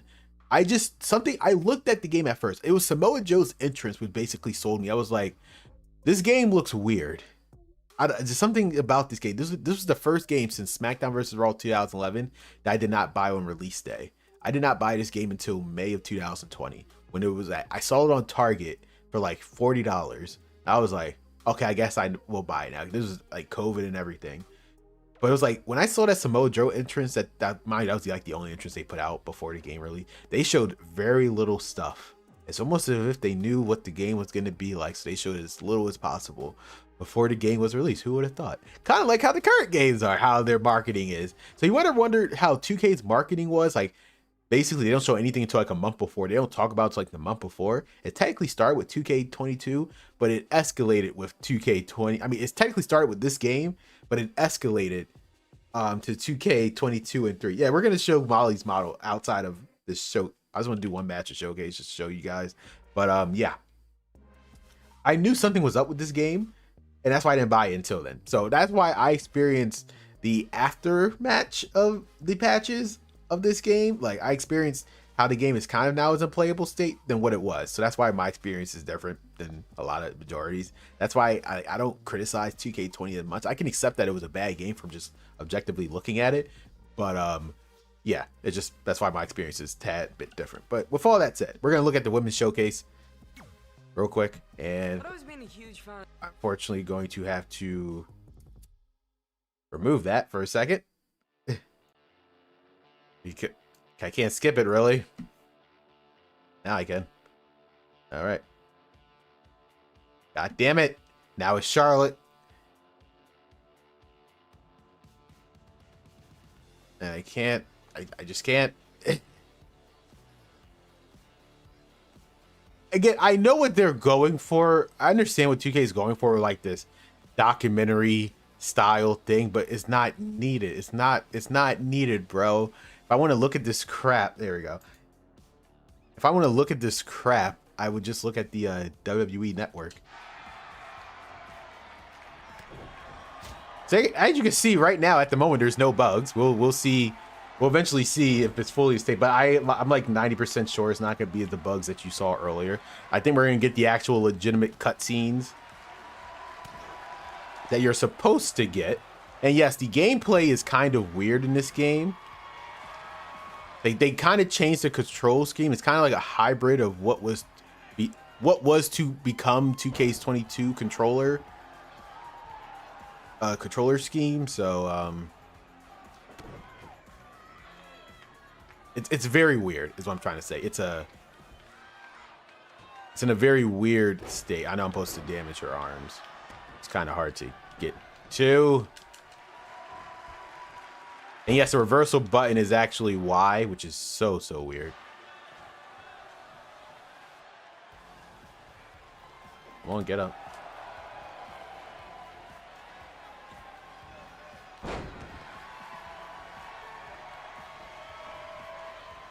So So for now, since we're actually on the game now, what is everyone's memories of this game? For those who actually played it in real time. I actually like that reversal. That was actually pretty cool. God, Natalia is a reversal machine in this. Good Lord. They're not gonna actually... I'm trying to attack her arms. The collision is kind of off too. Like I said, there's some bugs, but it's definitely in a more of a playable state than what it was previously. And oh my God, it's a stupid pin thing. I cannot. I'm going to lose my mind with the stupid pin. Whew, like I said, the reversal timing is very good. I'm out of reversal stock, so I'm screwed.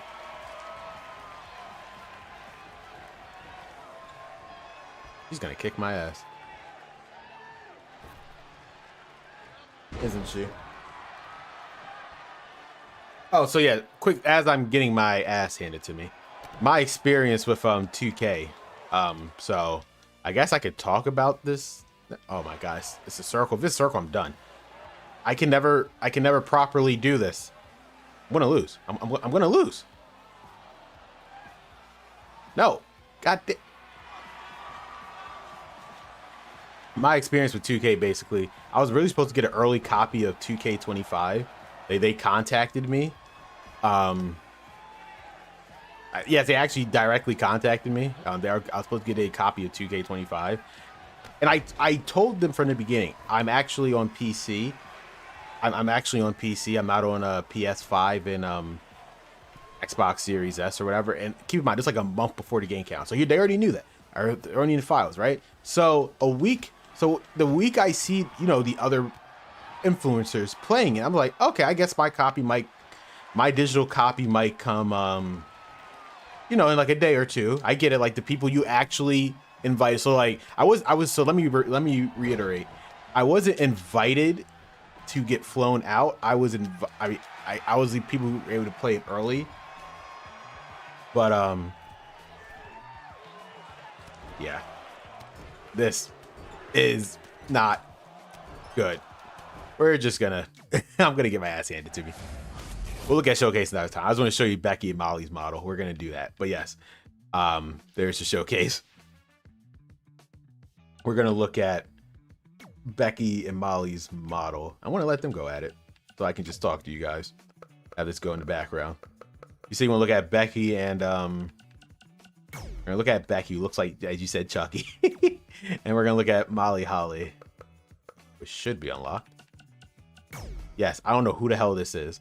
Who the hell is that? Who in the blue hell is this? No idea. We're gonna look at the entrances too. This is absolutely terrible. They removed Alexander Wolf and Killian Dane for no reason. Also, yeah, actually, now that you mention it, I did not see Killian Dane is not in here. Is he? Lex Luger, DDP, Kane, 98. You're absolutely... Killian Dane, Alexander Wolf is not in this game, is he? He's in Alexander Wolf is in 2K... Is he in 2K22? Did I miss him? Alexander Wolf's not in this game, or is he? Did I miss? Hold up. Is that crazy? I didn't notice him. Yeah, he wasn't. So everyone who got removed, yeah. They did remove DDP, and this is, yeah. You're right. And I showed you a Big Boss Man. Big Boss Man is in 2K20. They made him DLC in 2K22. He was just in the game. A random unused NPC from My Rise. Wait, are you referring to Molly Holly? But no, but back to you, Mustafa. Yes. I just realized that Alexander Wolf Killian Dane was not in this game. Despite them still being under contract, by the way. It makes no sense. And they added new stars like Keith Lee and Matt Riddle and Mia Yim, so it's not like it was a case of they didn't know what they were doing. He was in 19 and 18, yeah. But also in that same vein, Tommaso,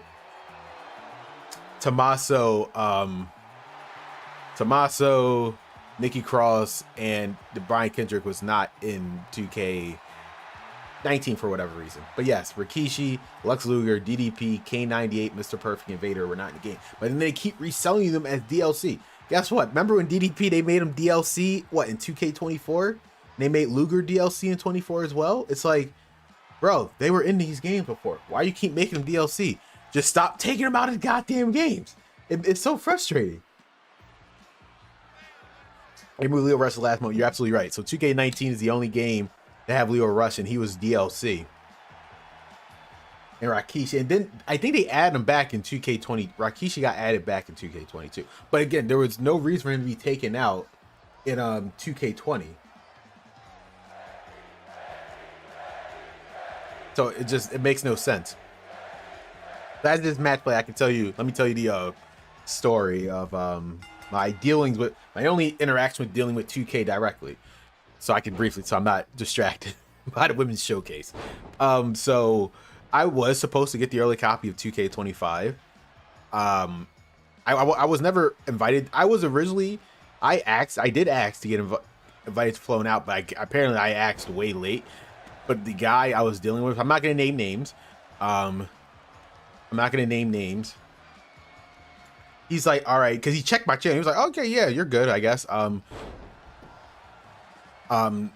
So he actually said he got me contact the other person who deals with giving out early review copies of deluxe editions and whatever. So you know how like other people who just got early access to it that don't get invited, like other people in the community, they just get it on like a week before and just be able to play it. I was gonna be one of those people, and I told him specifically, yes, I'm on PC. I'm actually not on the Xbox Series X and S or the PS5. I'm on PC, so that'll be the right way to play. And they knew this like a month before, right? Keep in mind, this is like a month before everyone else got their review copies. But people got Flown Out. I didn't make that list afterwards, and then like a week before, you know, everyone's playing. Those people who got early access to the game, the influencers and whatnot, they were playing it. So here I am watching in real time. I'm like, huh? I see they got their early copies. Like I'm a patient person. I wasn't gonna say anything. I was gonna wait like a day or two. I was like, maybe I get it. PC's not a priority, but he told me in the email that we got you the PC copy. I was like, okay, I'm just gonna wait. 2 days pass. Here I am just twiddling my thumbs. I didn't get an email, so I was like, yeah, man. I see people got in a review copy. Just wondering to get my nice spot. I was like, yeah, just wondering I'm gonna get my PC copy. Just let me know. A weeks go by. Keep in mind, the game came out. The game already came out. So I'm here twiddling my thumbs for 2 days after the game is already released for early access. I still don't have it. I didn't get a response. 2 additional days go by. I finally get the response. He says, "Yeah, man. We don't. Listen to this. We don't have the code for PC at the moment. Keep in mind, the game is already out in early access, so anyone could just buy it on Steam. What do you mean you don't have a code? Couldn't give it to me. It's not that I wanted the game for free, but it's just I was told I was able to get a early access copy. I had no problem paying for the game, and I even told him I wish you would have told me that. I could have just bought the game early, and that's exactly what I did. And then literally 3 months later, I shit you not, he emails me. He was like, "Oh yeah, man. I don't know if you have. I don't know if you have the game yet, but here's the PC code." I already have the game, bro. You think I was just waiting for a free copy 3 months later? It was never about like me getting a free copy. I thought like you said I was gonna get early access to the game, and you guys ghosted me, and then it's just so crazy. But yes, that was my only dealings with 2K, so I don't care what. All to make a long story short, yeah, they had specific people that is willing to kiss their ass with this game, and that's why the game is currently the way it is. It's never going to change. They need to, outside of Smack Talks, I will say this, outside of Smack Talks, who I feel like the only unbiased person there, he tells it like it is, objectively. Everyone else, they need to have like a clean, let me rephrase this. They need to have a reevaluation of who they invite out to these games. Honest to God. Because you have blatant ass kissers, let's call it like we see it. They just want that free invite so they get those day one views, because they know the month after the game comes out, their views their views go down to the toilet. The only reason why they have any views to begin with, because they get early access to the game and first dibs on it. But the second that everyone else gets access to it, their views go down to the toilet. I'm not gonna name names, but you can just see for yourself. It's blatantly obvious who needs the game before the game comes out to get the day one views, because Once the game comes out and everyone else has it, their content goes down the toilet because they're not making anything special outside of everyone else doing it. So it is what it is. Fuck us, give us money, 2K. Thanks, Johnny Bernie, for stopping by. Yeah, it's just that's basically what it is with 2K. We're gonna talk about more with 2K25. Is the epitome of that. I mean, it starts tomorrow with 2K22. So yeah, we're gonna get to the money era of 2K. What's your favorite women's wrestler in 2026? So my top 3 is still Becky Lynch. I am always a Becky Lynch fan. Even when she's a heel or face, I'm always a Becky Lynch fan. Then it's Bianca Belair. It used to be Carmella before she got released. But, I mean, it's a tie between Io and Rhea Ripley as my 3rd favorite. I'm a huge fan of Roxanne as well. I think Roxanne's great. She definitely has a future here. And Molly Holly wins. Who would have thought? She definitely has a future. But yeah, my top 3 is Becky, Bianca, who I know is pregnant, she's gonna be out for a while, and a tie between Io and Rhea Ripley. Oh, you said on Raw, so I mean, I guess I'm half right. But I guess Bianca was technically on Raw before she left. So on Raw specifically, it's Becky. Rhea just went to SmackDown, so right now, Jesus, it's Becky, Roxanne. In this case, Roxanne gets bumped up, and I'm a fan of Stephanie. I think Stephanie's great. I hate that they took away her music, which is so good, but it is what it is. Licensing this is not the first rodeo with licensing music and WWE. Look at the whole CFO fiasco. That's why I hate PC. It doesn't have a physical copy. I hate digital. So I agree with you with the physical copy part of the PC disc, but I feel like there's a lot of advantages to the PC. Even like it has nothing to do with modding. It's just you get to play the game in your experience, like the graphic, just tinkering with the slight graphic, because with Xbox and PlayStation you get what you get. For the most part, you get what you get. It's in a state where either it's going to work for you or it's not. PC, you can fine tune stuff. It's just again, it's all about preference. I prefer this experience on PC way more, especially just in terms of me being a YouTuber. Instead of buying a additional game capture or whatnot like I had to do with up until now. So starting with 2K22, all of it's going to be natively through my PC running on a game. This I had to buy a game capture for and whatnot. So just the benefit of me, it's all built in right here in the game. I know PS4 and Xbox Ones have like their own capturing stuff, which is, I wouldn't recommend that. But are you going to do a live stream of the tier list for every WWE game? That could be an idea if you guys are interested in that. It won't be part of this, but so with 2K, so I want everyone, in terms of the future of live streaming in general, basically the future of my channel is going to be talked about during the 2K25 stream.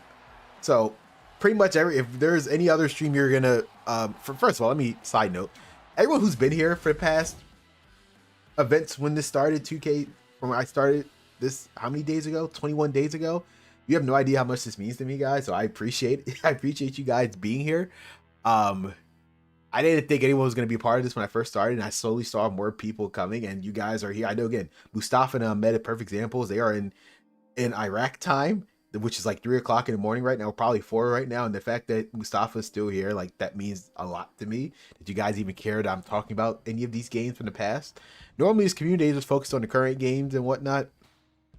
So I just try to showcase the other ones because they're still good to these games. But yeah, to answer your question, I'm going to talk about the future direction of this channel more with 2K25. So that's where we're going to talk about all this. But I mean, that's a fascinating idea, doing a live stream tier list of it. I didn't even think of that. So that's interesting. I have no problem doing that live. I never done a tier listing before. I don't even know how to work that. I'm going to have to, I've never done a tier listing before. I know there's a website for it. That will be cool to do. So yeah, thanks for the idea, Johnny Bernie. So I definitely appreciate that. That would be, I always like SmackDown Raw series more. Well, first of all, After, thanks for stopping by. And I feel like so here's the thing with SmackDown versus Raw is like the most consistent. You got good quality games. 2009 is not that 2009 is a bad game. It just became obsolete when 2010 came out. But all those games are like all self-contained, and you get your own unique experience and whatnot. That's why like SmackDown vs. Raw is the most consistent game series, where it was quality game after quality game after quality game. What you got to 2K was hit or miss. I lost every digital game after my PS account got hacked. then it got banned. I contracted. Oh damn, I lost. Oh damn, I was this during the hack. Now maybe my timeline's off. When did Sony get hacked? Was this during that period when Sony actually got hacked, or this was after the fact? They said digital games are not yours, so they forget about. Oh yeah, so again, the whole issue if I'm owning a PC game or technically not. You're right. I mean, Steam. I know with Steam, you technically don't own the game per se. You own the license. I know that I forgot the other website where you technically actually do own the game. It's just it is what it is. We're in. But here's the thing. It's about here's reality. This is why it's a give or take thing. Since I only buy physical games, like I have no issue buying physical games. But here's the part of the problem with physical games now.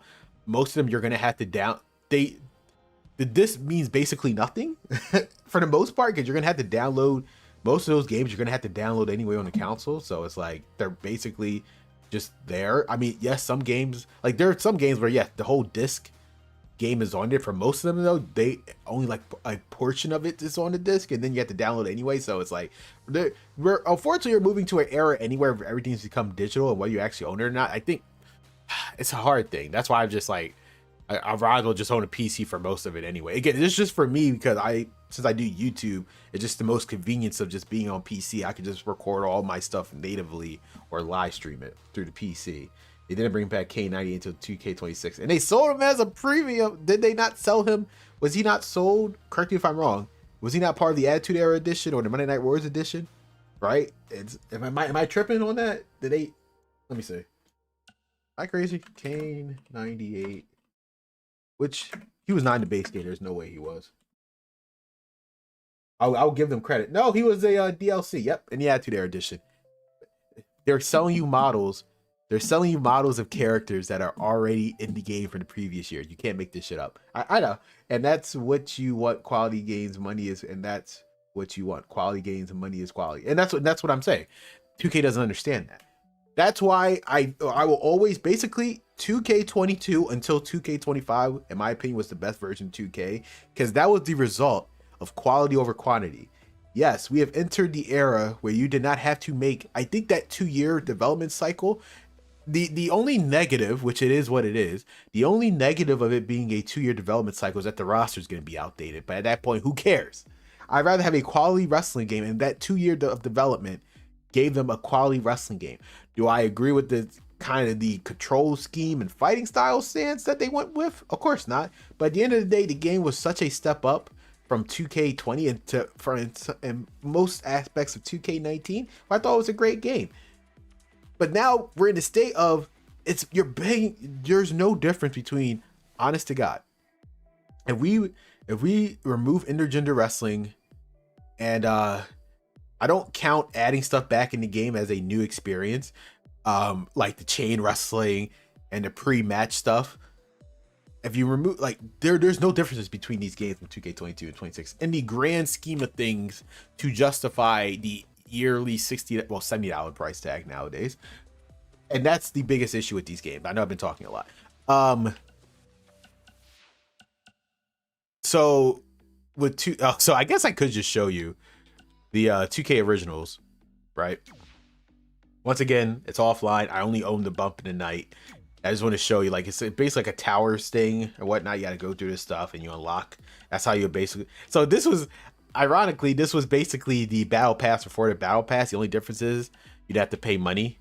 You bought the DLC. You had to do a certain matches to unlock these characters. It wasn't as egregious as the battle pass is now. So it's like, yeah, that's why I said I'd rather them do the 2K Towers thing. Like this, the whole 2K's Tower, by the way, speaking of that, the 2K's Towers. If you wonder why Roman Reigns is on the cover, this is basically their only justification, is this essentially. The Roman Reigns, he has a Towers where it's like it's a abridged version of telling his story. It's basically a abridged version of his career up until this point, but it's like so stupid the way they did it. But that's basically the only reason why he's on the cover. They had to justify it somehow, so they made a tower specifically. So if you want the Roman Reigns story mode up until this point, that's basically the way you do it. You have a bunch of other towers. This adds replay value. But like if they were to basically take out, I'd rather them bring this back, because these 2K towers are essentially the challenge modes from SmackDown versus Raw, and it gives replay value. Like this stuff I have no issue with. it adds so much to the game. Different challenges, the status, like again, gauntlet hard. Because the one thing I'm keep getting from these my faction enthusiasts or whatever you want to call them, they want a challenge. This gives them a challenge. Like I'm all for this because it's free. Outside of being free, it's just okay. This has more to do with wrestling. What the hell does a trading card game have to do with wrestling? What does the island have to do with wrestling? Nothing. Like this, I would have no issue if they bring it back and you unlock your persona for that. Cool. Awesome stuff. But they're not going to do that. Universe mode, I guess we'll do a new profile. Universe mode, I guess I already had it as new. Basically, I mean, this the start. There's actually a lot of stuff starting this mode. I mean, it's outside of it being broken at launch, they doubled the matches basically. A lot of the stuff of adding the match length, you could start it with 14, started here. Basically all of that started here. They reanimated some of the cutscenes to be more for more of the women. This is the last game, by the way, to have promos until 2K25. Also that. They added one extra. They updated the championships from 6 to 7, so another extra slot. They're slowly adding more slots and stuff.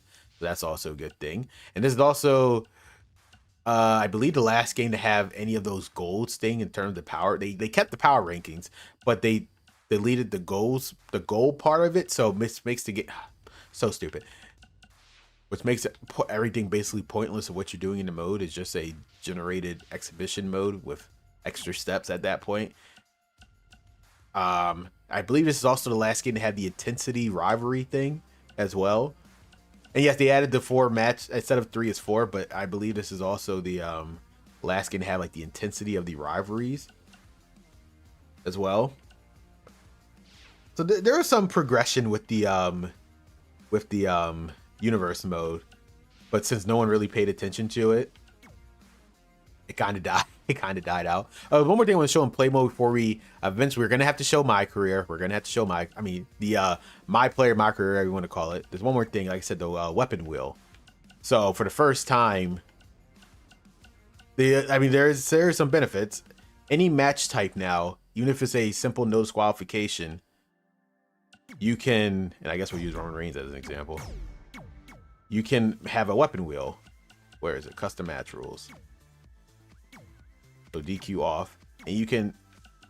This is where it started, where you could have any weapon you want, and they had a bunch of variations and stuff. This little stuff like this, I have no problem in keeping, like variations to the weapons to make it fun. That's fine, cool, whatever. That's problem game companies you have to have $150 because they say you have to earn our games, and we were kids, $89 summer job. They don't care. I guess I think what it is, I think they know the age of people who bought like the original PlayStation or PlayStation 2 are old enough to have an income. So that's why they know they can price it that way. That's just my theory. I do agree with what you're saying though, author. So now they know that we have money just to resell as DLC existing. Like they know exactly what they're doing. Like again, they only put, best believe, they would not put people like Kane98, people like DDP, and them as DLC constantly. They did not know their audience. They know their audience, and they know the type of people who are going to buy these games. So no, you're absolutely right on that aspect. I'm not even going to deny that part. With that, but yeah, this was basically the weapon wheel. So you can add some stuff, chairs, miscellaneous stuff, the ladder. Yes, index. It was wacky. But that's okay. That's okay. So the whole weapon wheel started there. And I actually, side note, I also believe this is the last game. Well, no, never mind. That was ages ago where you could fight in any arena regardless of the match, but that was ages ago. Just wanted to show that off. But yeah, we're gonna have to talk about the my player. The good old my player. Can I edit? I believe I technically already started the story, but we're gonna start. Yeah, I technically already started it. How can I yeah, so there's that. Can I just delete it? Entrance, my player moveset, my player towers, collection. Undo if online. How do did you like the graphics of 2K20? Like I said, for what, it's not that bad looking of a game present. Like, I think it's a step up from 2K18.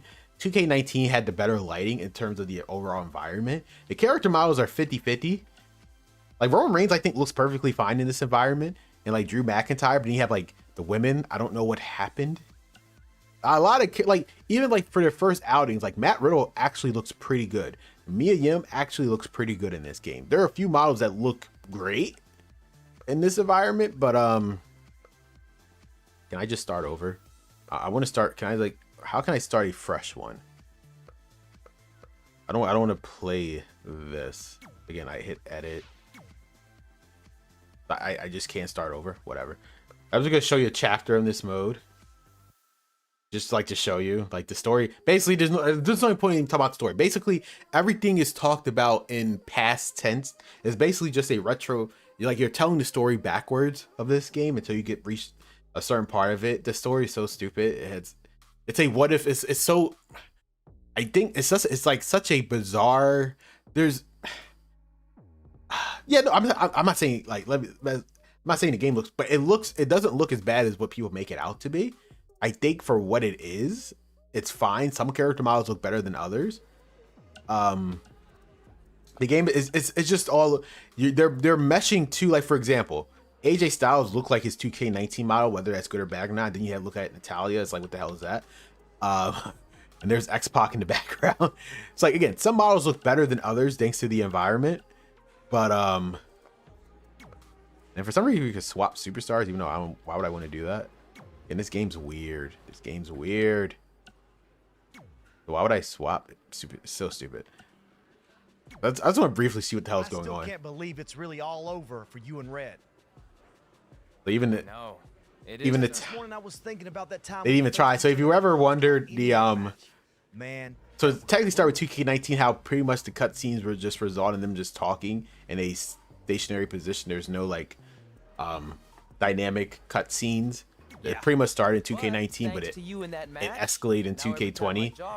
And then from 2K22 on, where the My Rise, these are their static positions and whatnot. Maybe you should start in this game. But yeah, I think the graphics of 2K20, for what it is, it's fine. They look ugly. I mean, like I said, a lot of people, they are hits and misses. After, as I think like Roman Reigns looks perfectly fine in this game. Yeah, that doesn't. Don't play the match. And then just, I'm see what Natalia says. It's like, this whole mode's stupid. It's just a story piss. Like, I just wanted to congratulate you, Red. Like, I don't know who the hell this is, Natalia. Like, thanks, Natty. I know we had some differences over the years. What is that? What am I looking at? Out in the ring. Yeah, except that one time we got into it backstage. This is so terrible. I didn't. Oh yeah. I mean, like the issues aside, like it's just this is so bad. Who was better? The title. Did they not? That's right. It's just it's all again. It's all this game is it's such a convoluted mess. Like with the showcase and the no amount of bugs can fix. No amount of bugs can fix just the convoluted mess that this game direction took to begin with. It's like my career story is just terrible. I don't know who wrote this. Obviously, it wasn't Yuke's. Like who wrote? Actually, probably I know it was Visual Concept. That's what it was. Such a stark contrast from 2K19. Samoa Joe has a robotic arm. The Rock's like, what are we doing here? This is not, like I said, this is not wrestling. They have an idea of what they think wrestling is, and they put it in this game. Yeah, I am fighting Natalia, I guess. Even though I said I wasn't going to fight Natalia. I do miss, so the side note, I do miss the backstages. I mean, 2K20, yes. This is essentially the last game to have dynamic backstage areas, so it's like, it's a vast spot. I know the backstage arenas are bigger now. I love how Natalia's not moving. This is show you, like, this is basically the last game. My favorite is 2K23, the NXT path. My favorite is 2K23, but the NXT path. Are you referring to My Rise, or is there an NXT path in 2K23? No, I think you mean 2K22 the way they did My Rise at Raw, SmackDown, NXT. Yeah, I think you mean 2K22, because 23 and 24 are very linear. I think you're referring to 2K22, which we're going to look at. As honestly, 2K22 and 25's My Rise are the ones that I find acceptable. 23 and 24 story-wise, I think sucks, and 26 is a abomination of what a My Rise is. Why is she not like, this game is just outside the fact that the bugs or whatever. Again, you can only fix so much. This game is such it's just it's not even gameplay wise. I'd say just ignore this story mode completely. Maybe I might play it one day on stream just in the background to talk to you guys, but I would not recommend. There's no worth of aesthetically speaking. It's not like you're unlocking anything new outside of these original characters. There are some original characters in here. So basically the start of original characters being a thing technically started all the way back in 2K15, but unlocking them, except for Baron Blade, started in 2K19. But the doubling down on it started with this game. Oh, what's up, Peter? Appreciate you stopping by. At no story, just small chapters that were replayed. Yeah, we're gonna get but I like the structure of it. I know the structure of it was fine to me, and it had a lot of original stuff, in my opinion. They could have done it better, but there was no ending to it because of the release of Bray Wyatt, which we'll get to. But for what it was, I was fine. But the whole linear is just, I have no problem with linear stories. Obviously, again, I point to WWE 12's universe. I mean, WWE's 12's Road to WrestleMania. I have no issue with it. Oh, I lied. You're referring to the Undisputed. Okay, now I understand what you're saying. I actually played through the SmackDown path with the Miz. Now I understand what you meant. But even so, I still like the 2K22's version of Take on My Ride. I have no issue with linear storytelling. Like I said, I'm a WWE's 12 Road to WrestleMania, greatest thing of all time.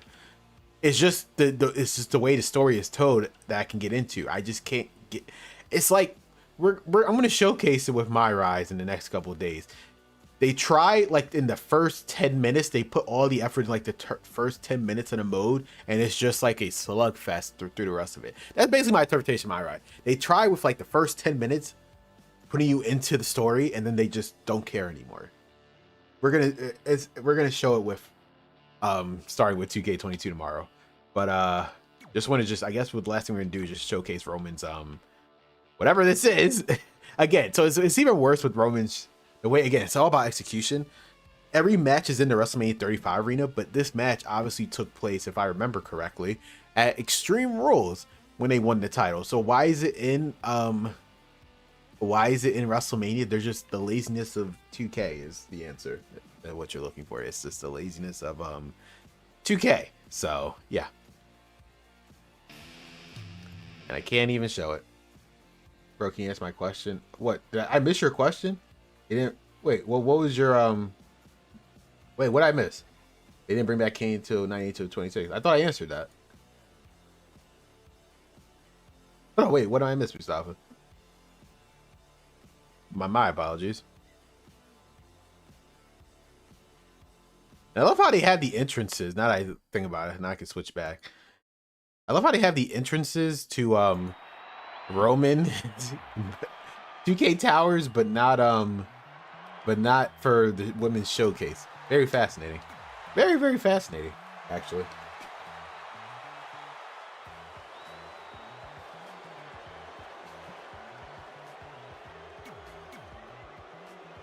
And again, talk about pure laziness. It's not even the accurate Dan Bryan's look. It's like, again, they didn't even try. This is again, if you're talking not trying, get ready for the showcases and stuff with the other games. Like, this is where like they don't even try. They don't even try. And like, there's no objectives or not. You just basically play the tag match and call it a day. I think YouTube somehow censored. I legit don't see it. Let me see actually real quick, because I thought let me see. The last thing that you said on my end prior to you saying, "Can you answer my comment?" was the one where you said you didn't bring back K98 until 2K26. So no, I did not see your comment. My bad, man. Yeah, I did not see your comment.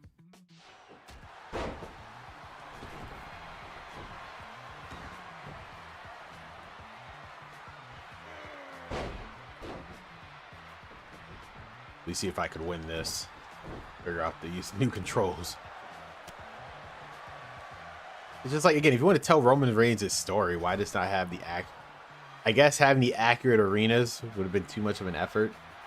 Really, I don't like Ms. Path 2K25 much as you mean 2K24 made your character look so global. How very, I believe that was in 2K24, right? I think that was 2K24, the marriage thing. Was it Mutiny's story? I don't think it was in Mutiny. That was that you're referring to 2K24. We're gonna get to those.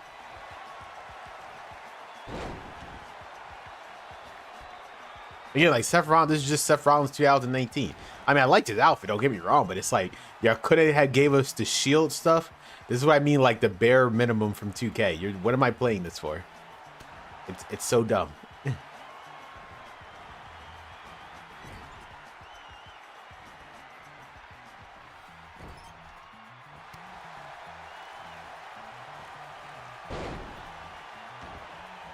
And it's actually kind of it's kind of sad too. Like, this is the last game to have that somewhat simulation. I mean, it is simulation. Don't get me wrong. Just the control scheme is very weird.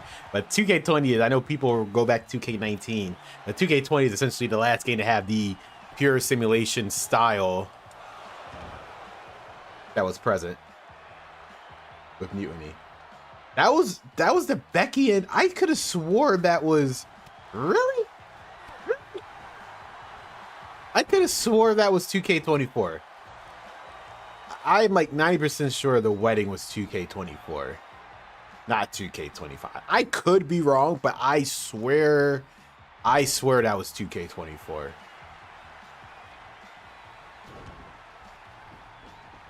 It doesn't make any sense if that was on SmackDown, the whole Mutiny thing. No, that doesn't make any sense to me. What did that do with Mutiny? The whole wedding thing.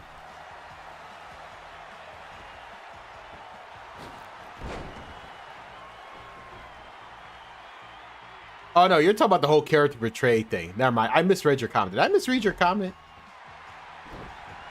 Made your character look so global. How I misread your comment, Arthur. I thought I was reading something else. My bad. I knew what you meant. You're talking about how because the two characters for the where did I see that comment? That's so weird. I thought I saw something different then. Yes, wedding is in two. Mutiny was two. Both I don't like, making you look stupid. Because well, again, it goes back to my point of. It goes back to my point of they don't know what a wrestling game is. They don't know the development of it, especially when you're gonna look at 2K23's My Rise. I don't know who wrote that story for the men's side. The women is somewhat interesting, but they don't know. They don't know. That's why I said. I mean, I know people want to bring back Road to WrestleMania, but I don't even think they can make it. I'm glad looking at with the writing of the My Rise. I'm glad that they don't, because it's terrible. They don't know how to make original stories that make sense. They don't. It's so dumb. It's like comedy to them. Like they know how to make. I'm gonna lose because of this submission system. I'm so glad they put it to the triggers instead of the what you call it? Actually, why am I even playing this match? To be honest with you, I just wanted to show the Roman Reigns' tower real quick. But he's on my hit B. So yeah. Oh, that's weird. Why did I go back to start screen? But yeah, this is pretty much the extent. I think I showed you everything you need to know, but I can't show you online for obvious reasons.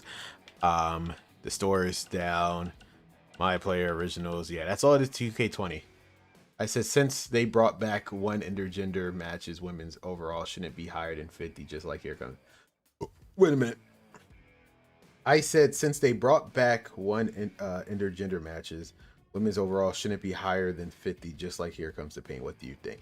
I mean, the overalls are literally irrelevant in the games anyway, because they can be adjusted. If they couldn't be adjusted, that would be a different conversation, but that's like basically overalls are pointless. So even if like women's overall shouldn't be higher than 50, just like Here Comes the Pain. I do agree with you, but because how the system is, overalls are basically irrelevant to everything. So it's like I do agree. It's just like it doesn't even matter because you can just adjust them, so they mean absolutely nothing anyway. 2K23 had great character, was relatable. Had great characters, was relatable. I mean, I thought, honest to God, I thought that was one of the weak. Again, for the men's, for the My Rise, I thought the men's was honestly underwhelming. The women's side was okay. The men's one was underwhelming, and for 2K24's side, I believe both of them were fine. For again, like 2K24 suffers from the men's side. It was like they were coasting, basically. It wasn't bad. It was just coasting, the story wise, and for the women's side, I thought it was all right for what it was, to be honest with you. I wrote one in it because YouTube sent my pre. Why are they intergender? Are you not allowed to say that on YouTube? That's so weird. That's very strange that you're not allowed to say that. My apologies. I guess we'll just showcase a random any last matches that are I'm unaware of that are not in this game. We'll just showcase one match and then we'll call it for this stream. What is in this game that's not in 2K22? 8-man, 6-man, 5-man, Fatal 4-Way. Is there any? I believe all of them's in here. The Hell in a Cell. I don't know. We'll just do a. Actually, we're gonna do. We'll end it. This is how we're gonna end it. We're gonna end it with a Fatal 4-Way women's, which probably should have been, honest to God, if booked correctly, should have been a WrestleMania main event by now. The women's 4-Way match that we never got on the main roster. So Bailey, Becky. I love how the defaults are not even Sasha and Charlotte. Can't make this up. Char. I love how like, they can't do anything right, can they? And then Sasha. Like, look at Io Sky. What in the hell is that? What in the hell is that? I just, good lord. Rhea Ripley, I mean, first outing is not that bad, but it's like, what in the... Tamina actually looks great. Zelina, she looks so weird.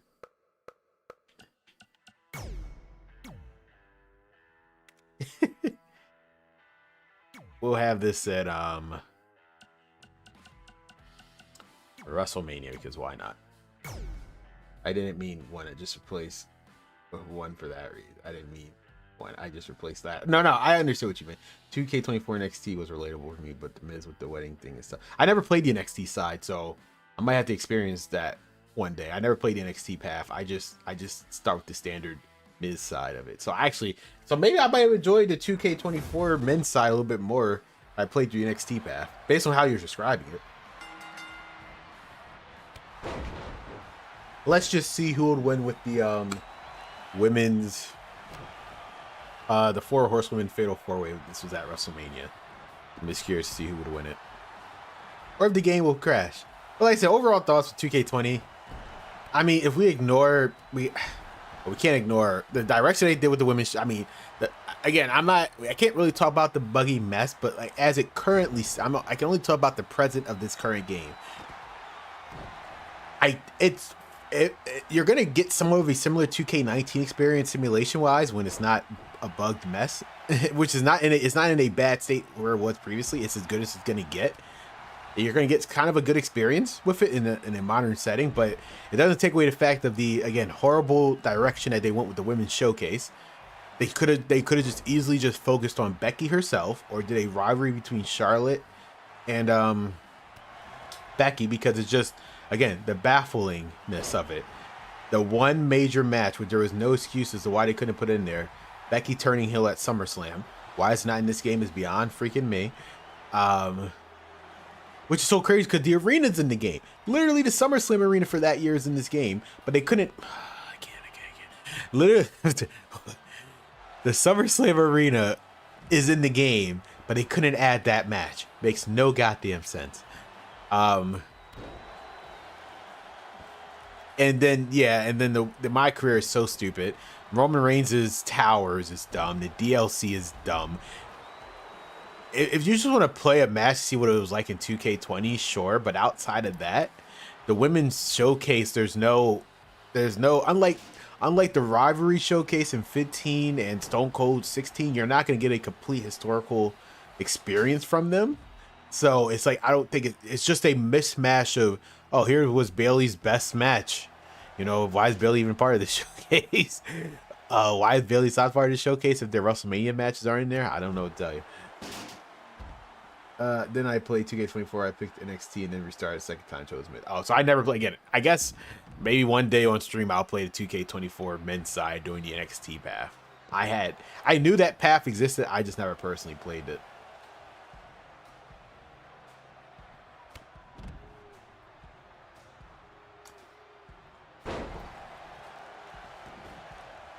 Let's see who's gonna win.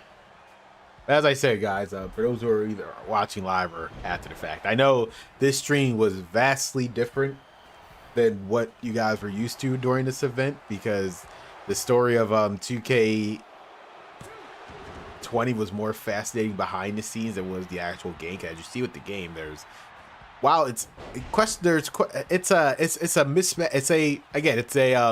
this is Visual Concepts' first outing. I'm not going to hammer them too much with this game because they were basically given a game with no instruction manual is the best way I could put it. They were given a game with no instruction manual. They never knew how to make a wrestling game. This was their first time using it. They were using 2K18 as the base with some assets from 2K19, and that's why we got what we got. I was gonna judge them fully on 2K for 2K22, and they did knock it out the park for their first outing. Graphically, of course, and gameplay, we're gonna see the direction they went with the gameplay. Overall, it's not bad, but it's just like you accomplished so much with the simulation. 2K19 perfected the simulation. It's 2K22. So again, 2K20, even though people consider 2K19, 2K22 is you're gonna see starting to mark. Wait, I love how it was a double pin. So Sasha was pinning, but Bailey tapped. What is going on? Did I misread that? What just happened?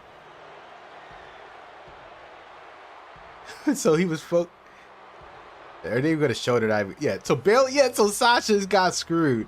Did you like Bailey's OT? Yeah, Bailey's again, CFO killed it with all their songs. I have no issue with Bailey's heel song. Let me rephrase that. I have no issue with Bailey's first heel song. I don't know what the hell this remix is with Def Rebel or what they did with this remix of it. Her original, like, what was it? Reverence or something, whatever it's called. I have no issue with her original heel song, but the stupid remix of it makes no sense to me.